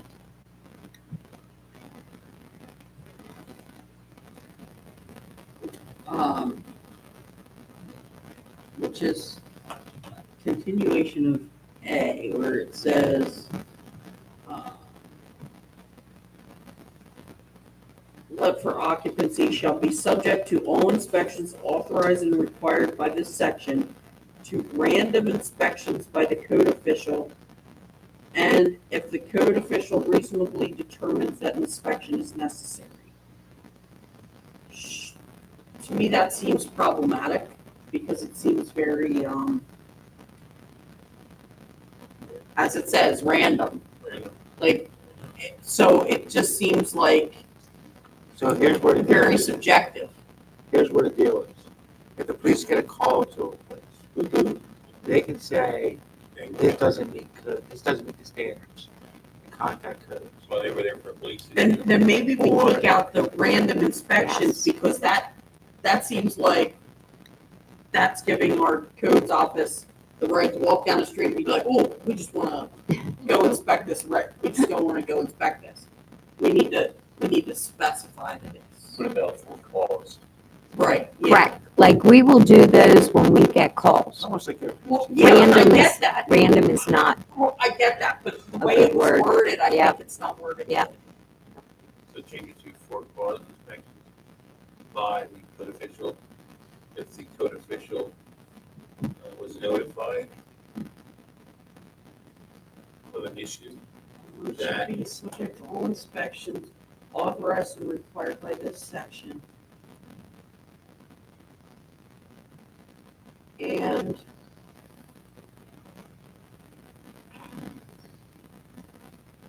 Be like complaint. yeah, on this section,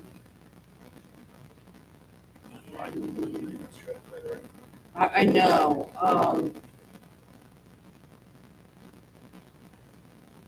Just, section.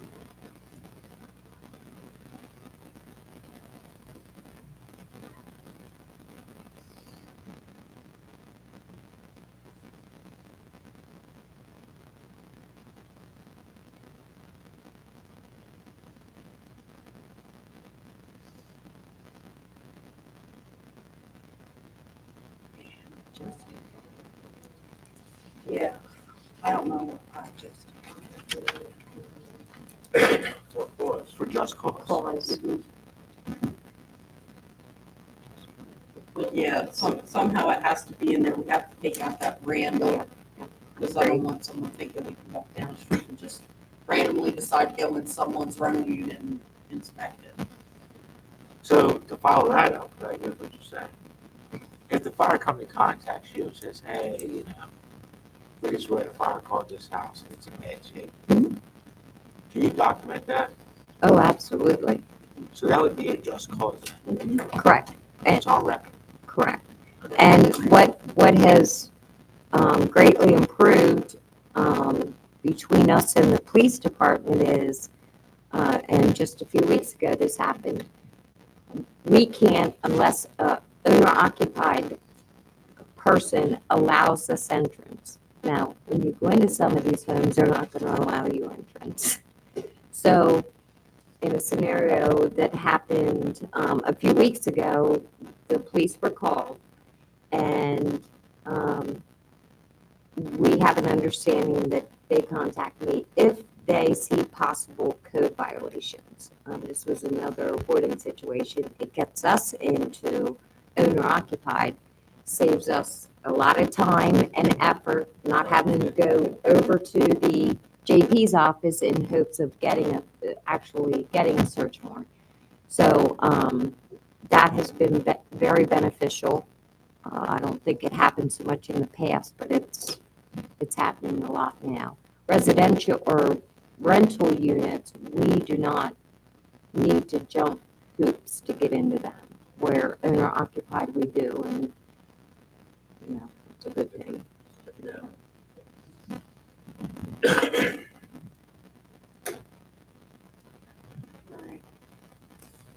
We'll take out the random. Yeah, figure out how to, what we're going for. Yep. Any other?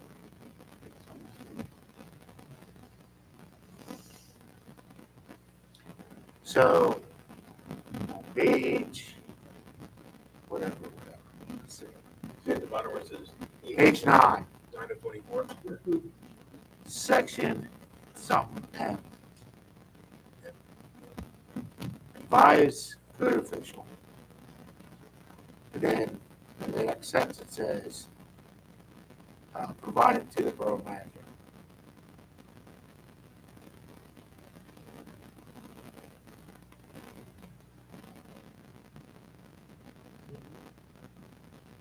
Nine. Oh, yeah, that needs, do you see where that is, Kelly? Yeah. Said notice to be provided to the borough manager. Yeah. Said these. So if we're changing borough manager to code official, Code official. needs change both.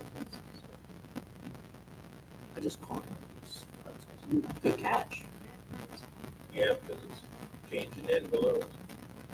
Mhm.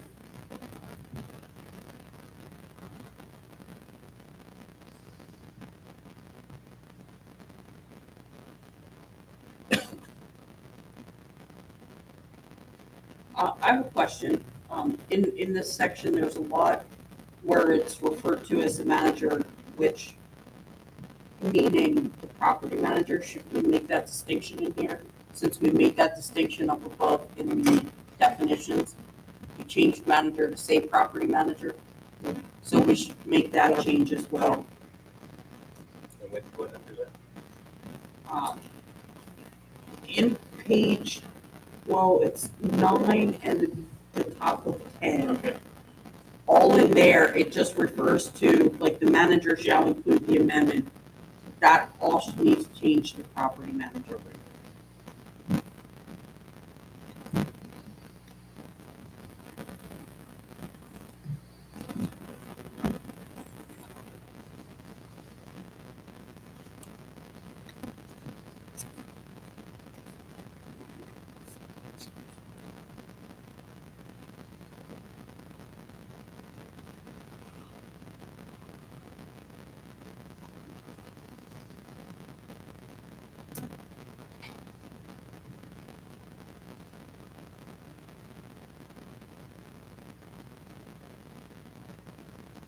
That, on page 11, it's highlighted, not allowed a residential rental unit to be occupied by more than one family. I think that's fine.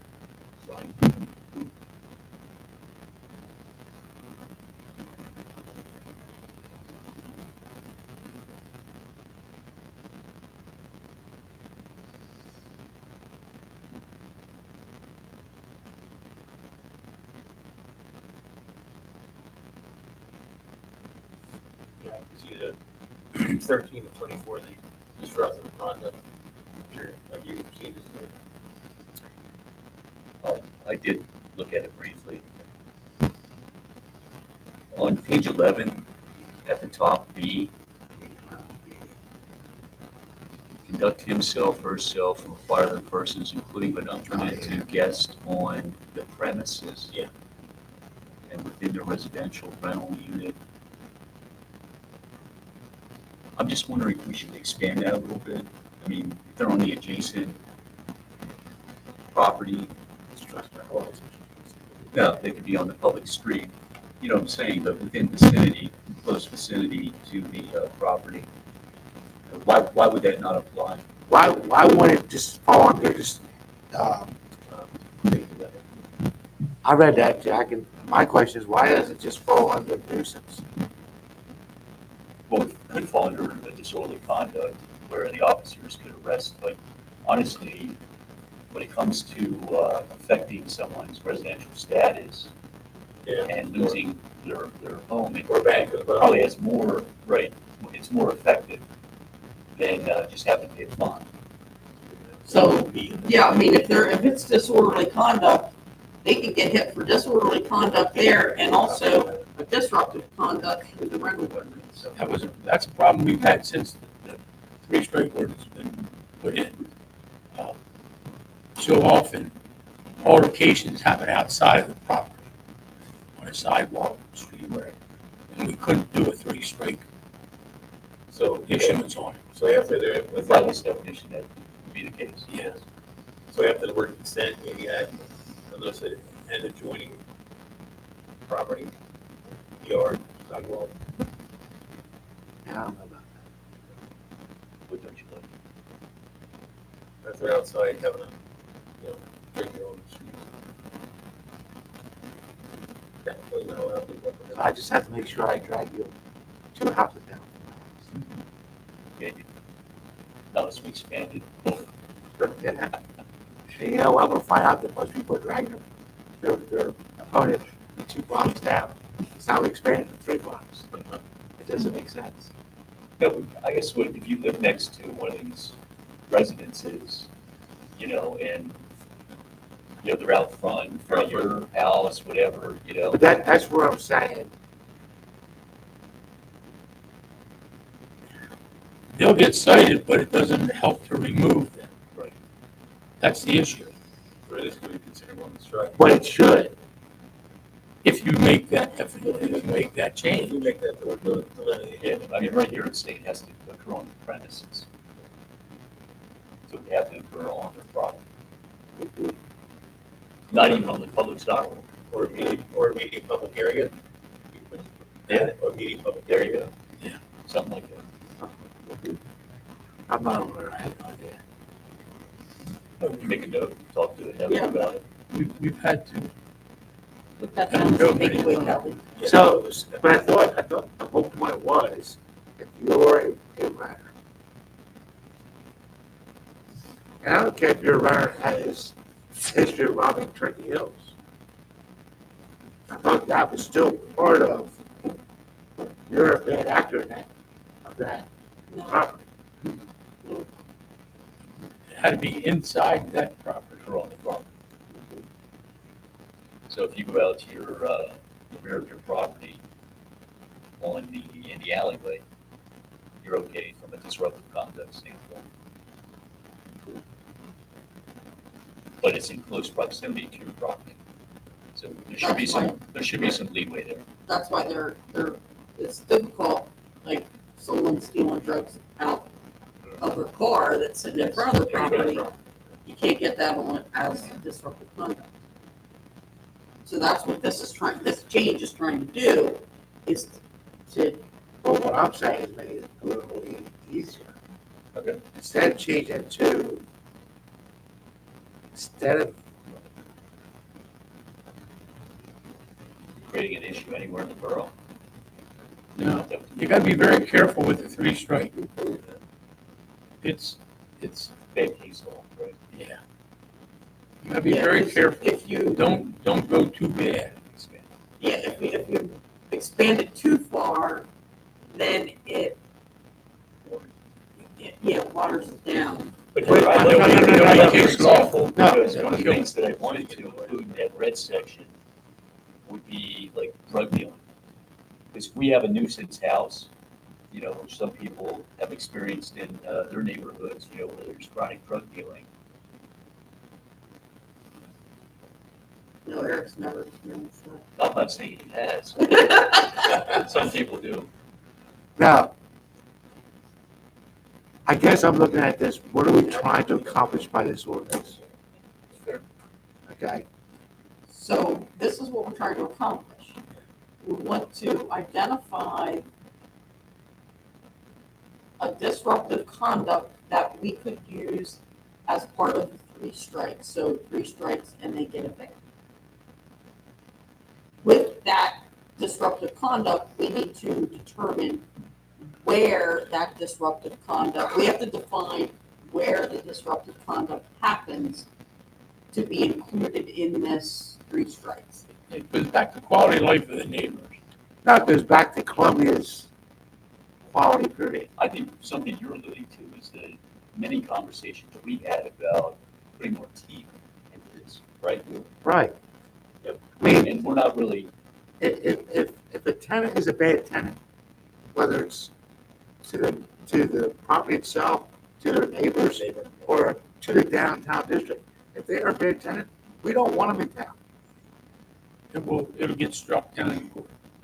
It will. And then we'll lose the 3 strike altogether. Yeah. Okay, because- that's what I'm saying. That whole thing, the whole 3 strike thing doesn't work. It does. It does.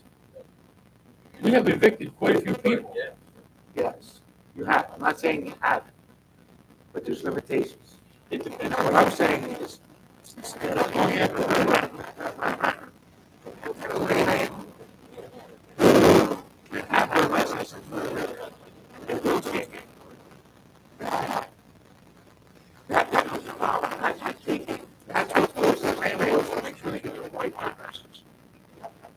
You can expand the 3 strikes.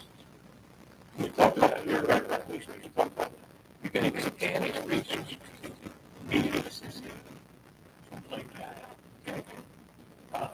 Then you need to put separate pieces here. Land. Right there. We talked about nuisance and blah. Right. I am agree with you, Eric, that I am a fan of going after the landlord because this is their livelihood. And if they're going to continue to get bad tenants, like a certain one that shall not be, that, you know, if we get it, we'll have a tenant for, you know, 6 months, it's not paying, it's another bad tenant, you know, and it's a never-ending stream of that. I'm a fan of punishing them.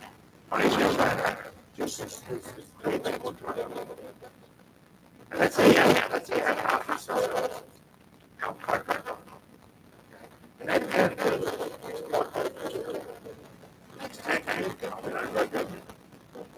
if you saw that, you just make people the police are called. Now he has a chance of his livelihood, his business being in jeopardy. No, Now I'm, it changes everything. I'm 100% on board with what you're saying, but here's the reality, not everyone that we're dealing with, or let me say it this way, I have had examples where this is very effective, even one disruptive. So it just depends on the person. So I wouldn't write this off completely. I think this needs to be included, maybe expanded a little bit, but we do need to write like a nuisance, But again, let's say the 3 strike rule is now affects the landlord and his licensing ability versus a tenant. No, you gotta keep them both. Hold on a second. If I'm the landlord, and you get busted for something, I'm gonna tell you either straighten up or you're out of here, because I can't afford to lose my license. As a renter, you get 3 strikes, you move on to the next person comes in. It's going after the renter is not solving an issue at all. That tenant can even go down the block to another landlord and continue to. They- They can't, Actually, they can't, no. They're not allowed to rent in town. You got somebody else. You can stop. It's you can either stop a year, it's either a year or 2 that You're they, telling me you can ban somebody from the borough? if they have been evicted, it's either a year or 2 years, I would have to look it up again, that they are not permitted to go to another location within the borough. That is in the ordinance. Yeah, every landlord must furnish the names of the people living in their units. One of the, for, And they can certify some change of occupancy, so you know who's there. Yeah, but, Change of occupancy. Change of yeah, but how many occupancy. times do people come in here and say, they stand there at that podium and they say, the house down the street has 4 different families in it. So, in theory, yes, we should know, but the reality is, Just we don't know. You don't know until we Yep. know. Speak up, speak up. They're all complaints. Mhm. But again. I don't know how you set a penalty on what you're talking about. I agree with you. I can't, in my mind, I can't come up with how you set a penalty. Going after, I have ideas, but all I'm gonna say is going after a renter is a temporary fix. Going after a landlord can be a permanent fix. I have a copy of every disruptive conduct written since the ordinance was written. And in the beginning, there were some issues. Now, when you see those, and I get that printout, that big printout, there's not a lot of repeaters. They're gone. They're out of here. Or they straightened up. We don't get a lot of repeaters. So, we have to. All right, hold on a second. I won't disagree with you, but do you have a lot of repeaters just same addresses? Some, So. I mean, I can tell you the That's addresses. one. Yeah, but I can tell you the addresses where the problems are. I'll tell you right now, 920 Plain, that's the worst one we have in town. That's what You're not gonna get rid of it. How are you gonna get rid of that one? That's an assisted living.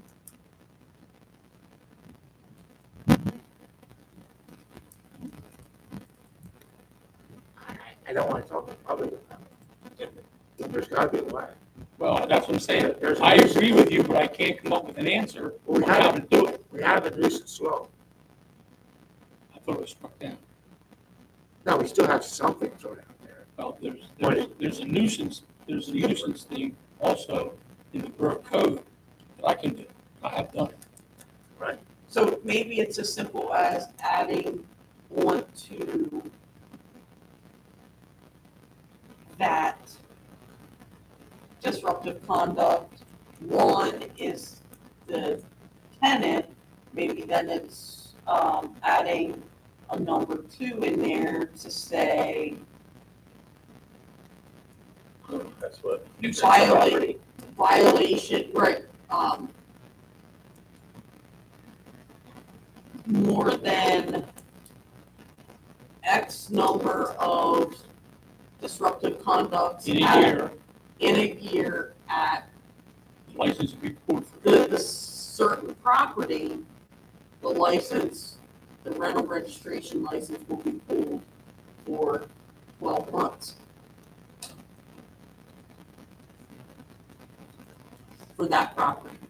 It should be property based. Why? It's the landlord based. Again, I think. I agree with that.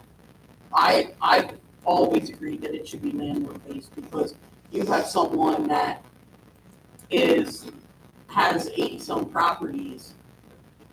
If he's gonna lose 87 rental registrations, that's a wake-up call. I wonder if it's not like Jack was saying about watering it down, right? Going too far, taking too big of a bite. Bad case law, perhaps. I don't know. How do you destroy a person's business for one property?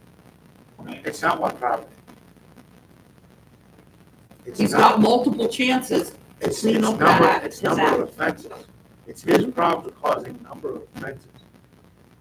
Look, he could just say, if you have 5 disruptive conducts, this number out, 5, Just combine within a year, on your properties, all your property. you're losing license. You got multiple. On your property, So- yeah, meaning all your properties. Yes, but I want to do a little differently. I agree with that to a degree. I think it's a little harsh. But I wanted to, if you're gonna remove somebody all their license, whether it's a person with 2 properties or 10 properties, whatever, you almost have to create a subsection for them. And that's why I said about using the slumlord.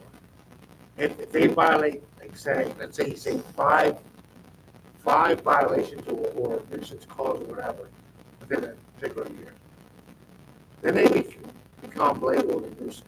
Once they become a labeled a nuisance landlord, or not nuisance, slumlord, then you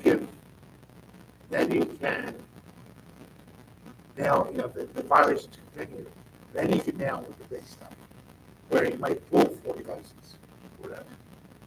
I agree with that, So, because I would so also you're like giving, to, and I like that, you're giving them a chance to straighten their act out. Yeah, if I have 5 properties, but I have 1 property that has bad tenants, I should lose all 4 initially. But if I have 5 properties and 3 of them are always causing problems, to me, I should be taking the risk of losing all of them. but honestly, I would also like to see some sort of inclusion of quick tickets or notice of violation in there as well. If they are, because not every slumlord is gonna has bad tenants. They might just have issues maintaining their property, so they're keep getting quick tickets and everything. That's a real good point, because Paula can tell you, And that's we just have, as we much have, an issue we have as the those, and there's also, it's not talked about often, but a lot of renters are fearful of saying anything or doing anything for fear of being evicted. But yet we rack up the quick tickets for the weeds and the trash and this and that and everything else. And all they do is come in and pay. Actually, the quick ticket came about through the worst, one of the worst landlords we have in Columbia. Because they didn't want to go to court. They said, can't I just pay the fine? Yeah, I would like to see that included in there as well. But if you go to a subcategory, like a slumlord, Well, yeah, that's what I'm then saying. you can change that definition completely. Say, Yeah. quick tickets, nuisance, disorderlies, whatever. We had a conversation a few years back with the DA's office, and there was you remember that, Chief? There was Kelly, that could be some things we had to go through in order to classify that establishment as a nuisance property. Well, yeah, he did. And part of that would be disruptive conduct, quick tickets, those, yeah, any kind of, those different activities. So it's a matter of building a case on everything, Yep. all the quality of life issues, and then documenting them. And then, as you said, Eric, define it as a slum property, problem property, whatever you want, define it as. And then from that point on, then you can start hammering. Yeah, I think you could sit here and talk about this all night. I know, I was just gonna say, We gotta just come back to it and work on this whole one Yeah. ordinance. we've given, Kelly a bunch of takeaways, let him, go back, chew on it for a while, and he And, can bring it back in another And one. and some other time we can try to craft, how did you do that, Eric, 1 and 2, part 2? Yeah, the second part. So the part 1 is fine as it is. Yeah, this one's a big one, so let's, Heather, can we put it on for the next work session? And I'll tell you why. I am planning a meeting with landlords and property managers before the beginning of June. And I would like to give them as much information of what's coming down the pike as I can. I'm willing to put it on there, but I wanna make sure that Kelly has time to work with Yes, yes, everyone Yes. on it. Yes. We're meeting a Thursday. I don't know if you're available. Yeah, you're right, Paul. This is a big issue. If you remember the notes, all the notes from the meeting we had with the Economic Development Company and the downtown merchants, this was the number one issue. And, So, and addressing that issue is something we should do. all right. So we'll bring that one back probably May. All right, and then moving on to H is our continued discussion on cost cutting and budget balancing possibilities. The guy with the whiteboard Yeah. stepped Went out. to the bathroom. Frank, did you make it? Yes, Frank. So should I wait till you go back on all this again? Well, what, on codes, what do you mean on On, codes? on the rentals, for instance, I was looking for a definition of different things that I want to find, but I see that they're in the different paragraphs. As you get in there, you'll find out what the definition is. I would really like to know the definition, your definition of a rental property. How would you define that? Basically, any property that's being occupied by someone other than the owner. I heard that come out, and I really like that. So it says residential rental unit is a rental. A rooming unit, dwelling unit, or residential unit occupied by any persons other than one occupied by the owner. Each individual townhouse dwelling, each individual apartment unit, each individual unit in a multifamily building, and each rooming unit shall be considered a separate residential rental unit. If a structure contains a rooming unit, or if any portion of the structure is let for occupancy, it shall be considered a residential rental unit, whether or not the owner resides in the structure. A residential rental unit shall not include a hotel unit or a hospital room utilized for medical services. A residential rental unit includes dwelling units under lease purchase agreements or long-term agreements of sale. That's the definition, and it's right in there. So if you have a 5-member family living in a home, and the girlfriend decides to move her boyfriend in, that's a rental property. He's not a blood relative. No. So that's No. considered a rental property. The owner still lives there. The owner still lives there. The owner's still living there, Frank. Isn't that what you said? But if this, yes, the owner still living there, the family lives there, but they're bringing the boyfriend in, and if he's gonna pay or not, this is what I'm trying to determine. Is it because they pay or don't pay? No, it's determined by if the owner of the property lives there. If the owner lives there, it's not a rental. But does it matter how many they bring in? Yes. No more than 3 unrelated people can live in a property. Although technically there's case law on that right Yeah. now too. But that's, But that's how we. that's Tom Armstrong rule. Okay, and the one time there you brought up, people tell us all the time here, tell you all the time that, hey, there's 3 people or 4 people living in their property down there, that should be a rental. How do we go about finding out if this is a rental or not? When you're investigating it, it's codes to say, does the owner live here or doesn't the owner live here? I think it starts with the Frank, complaint. it's very hard, because Coast doesn't have the authority to do investigations like that. No.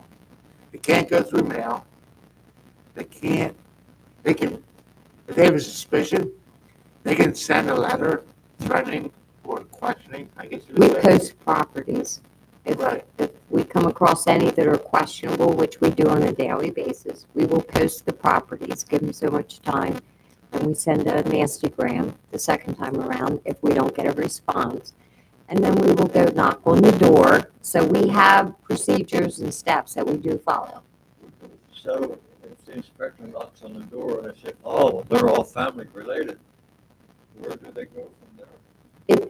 Each situation is different from another. So we act accordingly. There's nothing written anywhere because every scenario is different. So if we were to go to a property that they're saying everybody's related and there's 16 people there, of course, we're going to go further than just knocking on the door and settling for that answer. It's a case by case as to how we handle and. You're allowed to have so many people for different beds. I think a lot of times they get caught is through parking tickets and violations through the police. I know they're out there.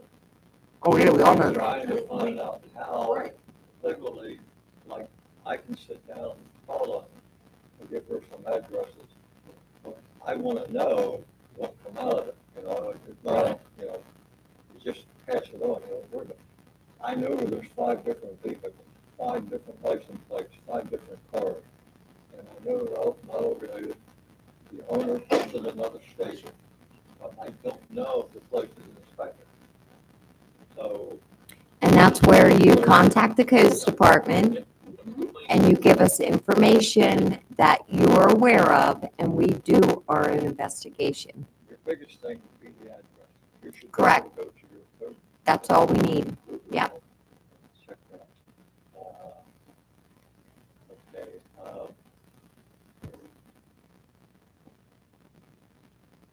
Okay, I had some other things that I forgot how I did that down here. All right, and I'll come back with you on this. You say you're going to meet with the landlord. How will you do it? I'm sorry? How will you meet with the landlord? I'm going to send an email and get a general consensus when a good time would be, whether it's during the day, an evening, or a Saturday, because I want people to come. You're going to do it in groups?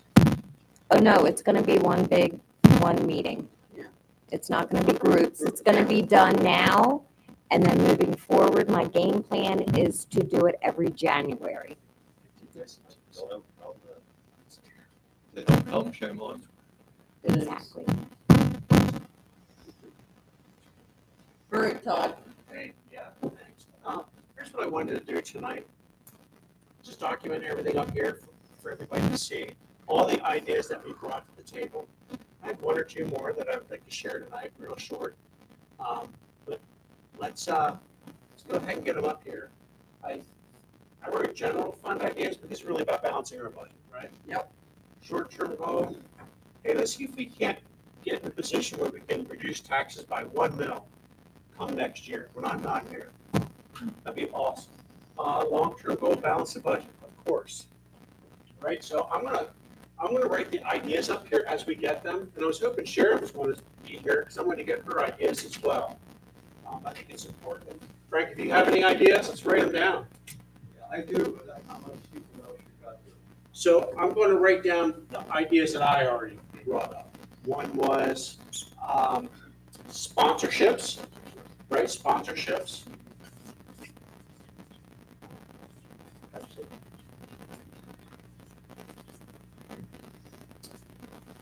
We had a merchant sales tax of 1% suggestion, right? We're going to write it down here. I know we all agreed that was a bad idea, but we're going to put it up here because we talked about it. 1% sales tax. What else did I talk about? Here's an idea that I had. And I didn't want to bring this up to the public until I knew it was definitely not going to be a good idea. And it was options concerning the market house. what does it look like to get better value out of the market house, other revenue generating ideas, but come to learn that if we change the use of the market house, the RACP funding is no longer available to us. So we've got to stay on the path we're on.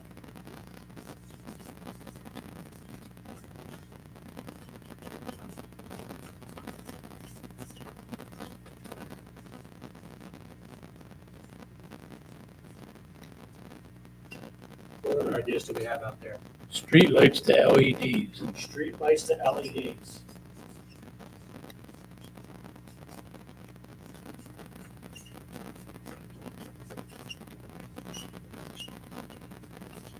Okay, Beach area, someone's talked about beach area. beach area.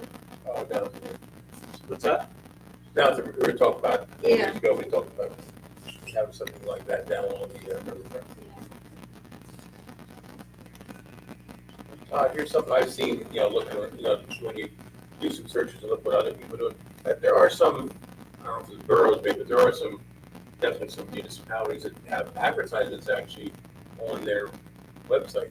So you go to Columbia Borough page, there'll be, That's a great idea, Kelly. they're obviously paying for it.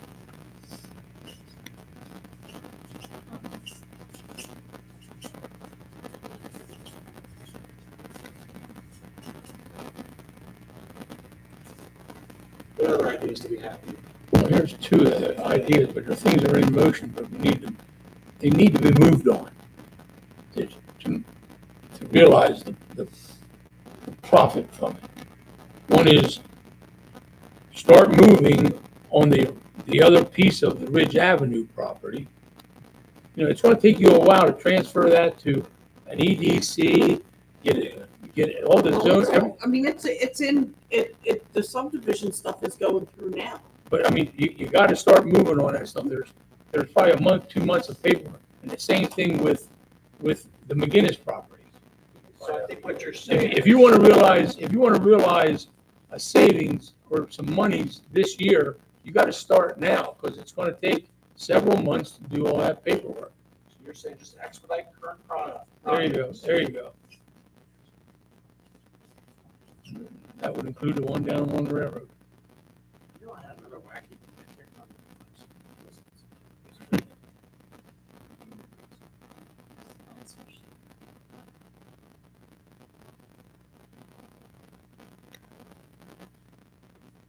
Either one's going to talk about expanding our borders and maybe, what's he talking about, like coming into West Henfield or doing Yeah, that's something that he and I were talking Yeah. about, just unincorporating, I guess, and being incorporated in the surrounding communities, whatever that was. How would you phrase that? just the way you just said it. How would you write it down? Yeah. Somewhere here. Unincorporated?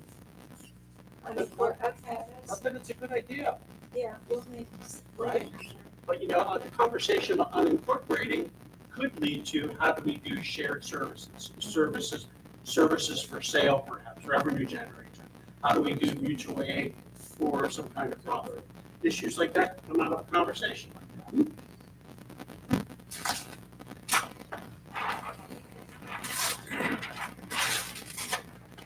Here's what we're gonna do. Take them home and chew on. Come up here. Don't forget about it. Now we're accountable anymore. Frank, you had some. No, I just got one thing I'd like to follow. I didn't like the way that the one deal went here. And just for the sake of things, let's say Donald Trump is building a hotel down here. So he comes into the borough, he gets all the paperwork, applies for everything, and he gets I was wrong, I said $1,000 break, a $40,000 break on his permit. People like you sit down and negotiated all this legislation and everything to get that money for the borough. yet we just up and give it away. There was $40,000 that could have went towards that, the funds that, and I'm not knocking the person, forget the person. But there's $40,000 we could have had to put towards our, saving our money. And I just felt that was so wrong, but people sit down and negotiated that. They did it for a reason. I mean, I can't give you a reason why we would have done that. Yeah, that's, you could call it permits, but and I'm not knocking anybody. Just Just, a reminder of that just, conversation, that concern. Thank you. Anybody else? the other thing is, on the market house, I'd like to see them form a committee with, like we had before, with some of the people, the citizens and all, and make brochures so that people have something to pick up. They know what's here. What's the square footage? How much is it for that space over there by the square foot? How much is a birthday? How much is a wedding? I mean, they know none of that.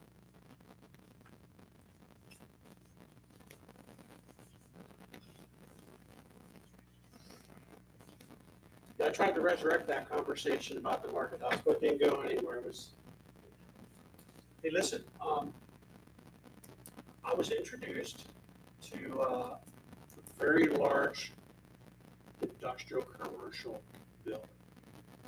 Very large. They do schools, hospitals, major buildings all around the East Coast. I was talking to them about this property down here and pitching it. In other words, hey, why don't you come in here, take a look and see what you can do with this. And we got to talking about data centers. And this company told me, well, I can't really talk about it. This is what I can say. We are building 2 data centers in the area. They said, this is what data centers need: water, electricity, and fiber optics. I think we have all 3 of those right now, to some degree. And I may be able to get a connection, an introduction to somebody within Microsoft to perhaps pitch this property. So that's another angle. I'm not making any guarantees, but I have some leads. Feelers are out. It doesn't happen if you don't try. Begins. Gotta talk to everybody. It don't happen if you don't try. All right. Nothing else? Next month, come with one idea. A simple one, easiest one. Thanks. Thank you.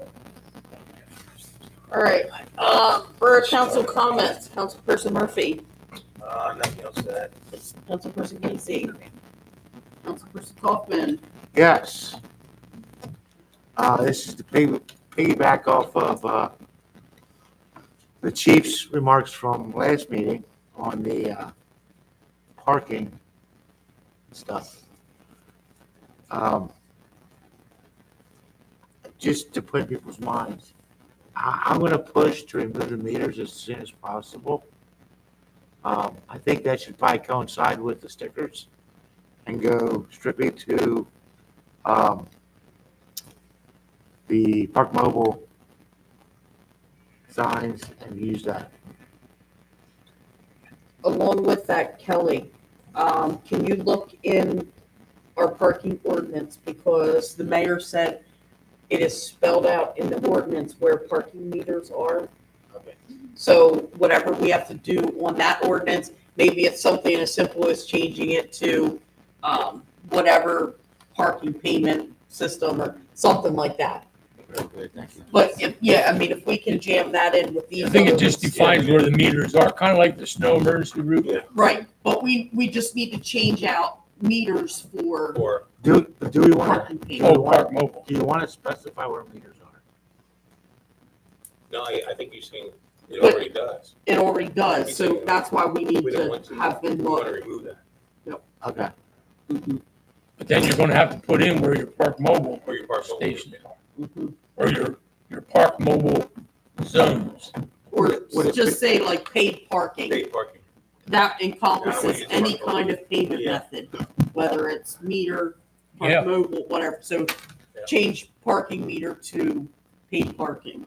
So I don't know how fast, I was hoping we get that rolling pre-summer, springtime, so. We should be able to, because I was figuring that these, at least the volunteer service tax credit, chapter 24, 27, and 74, and possibly the food trucks Yeah. could all be approved to advertise Yep. either next week or Or. yeah, 22nd. Well, if you have a chance to review the parking, I'd appreciate it. No, If we throw that in there too, that'd be great. Yeah, What about the senior citizen thing? That's that's not, what we're talking about. that whole, I'm talking about all of it. Oh, Yeah. you wanna, Once we go to the sticker, then we, okay, remove follow the you. meters. Yep, I follow you. Okay, that was number one, done. Number two, Parks and Recreation. Parks and Recreation is starting a 300th anniversary ad hoc committee. I'm gonna say April 10th is the date, but I can't guarantee that. That sounds right. It was on Facebook today, I saw. Yeah, Can they So- they put like something on the borough site just to Yes, we will. I missed the last one. I didn't know the date was. right, this We'll will, get into that tonight. anyway, they're starting an ad hoc committee, and it'll be held here in Chambers. Letters are being sent out to all the organizations, businesses, and so forth in the community. Because we'd like to get as many people involved as we can. The second thing is the Parks and Rec Committee is going to request an account for the 300 ad hoc committee. And this account will be a checking account or some, whatever kind of account it has to be. But they want to be able to receive donations and everything else into that account. There's at least 2 grants for the 300th anniversary, or it's actually 250th anniversary, but for us it's 300. That they want to go after. So at the next council meeting, after the next, well, I guess it'll be 2 council meetings from now, the next Parks and Recs meeting, they'll be going over those grants and then they'll be presenting them to us. So I just wanted to make everybody aware of what's going on with Parks and Rec.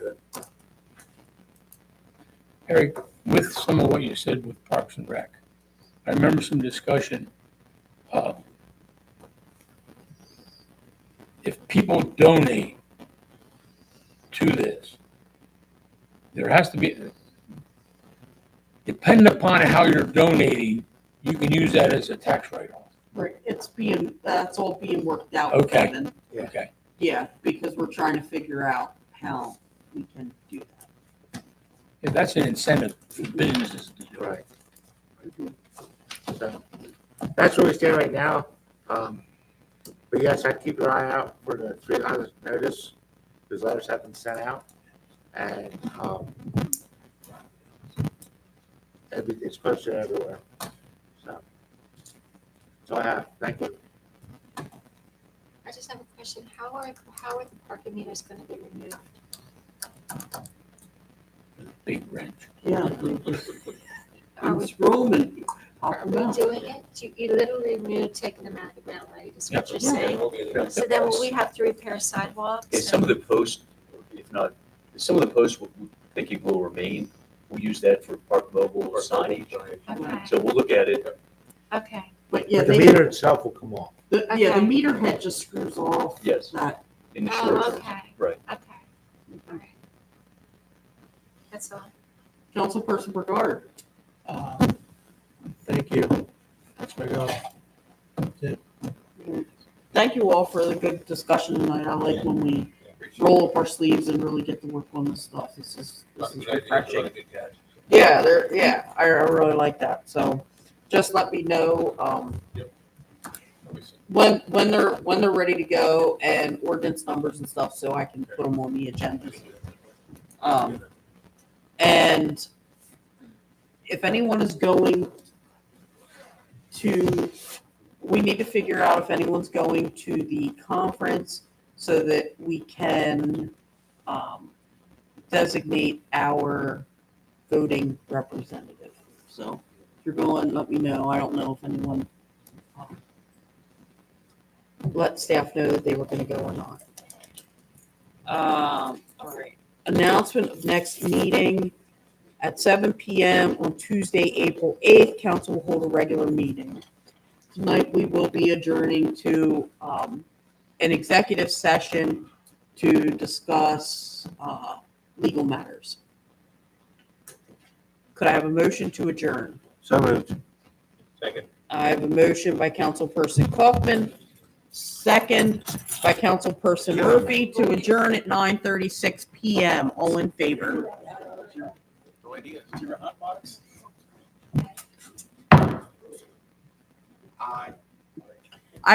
No one said anything, so we're adjourned. I gavelled us out. Literally, it's like 2 minutes. Yes, we're good.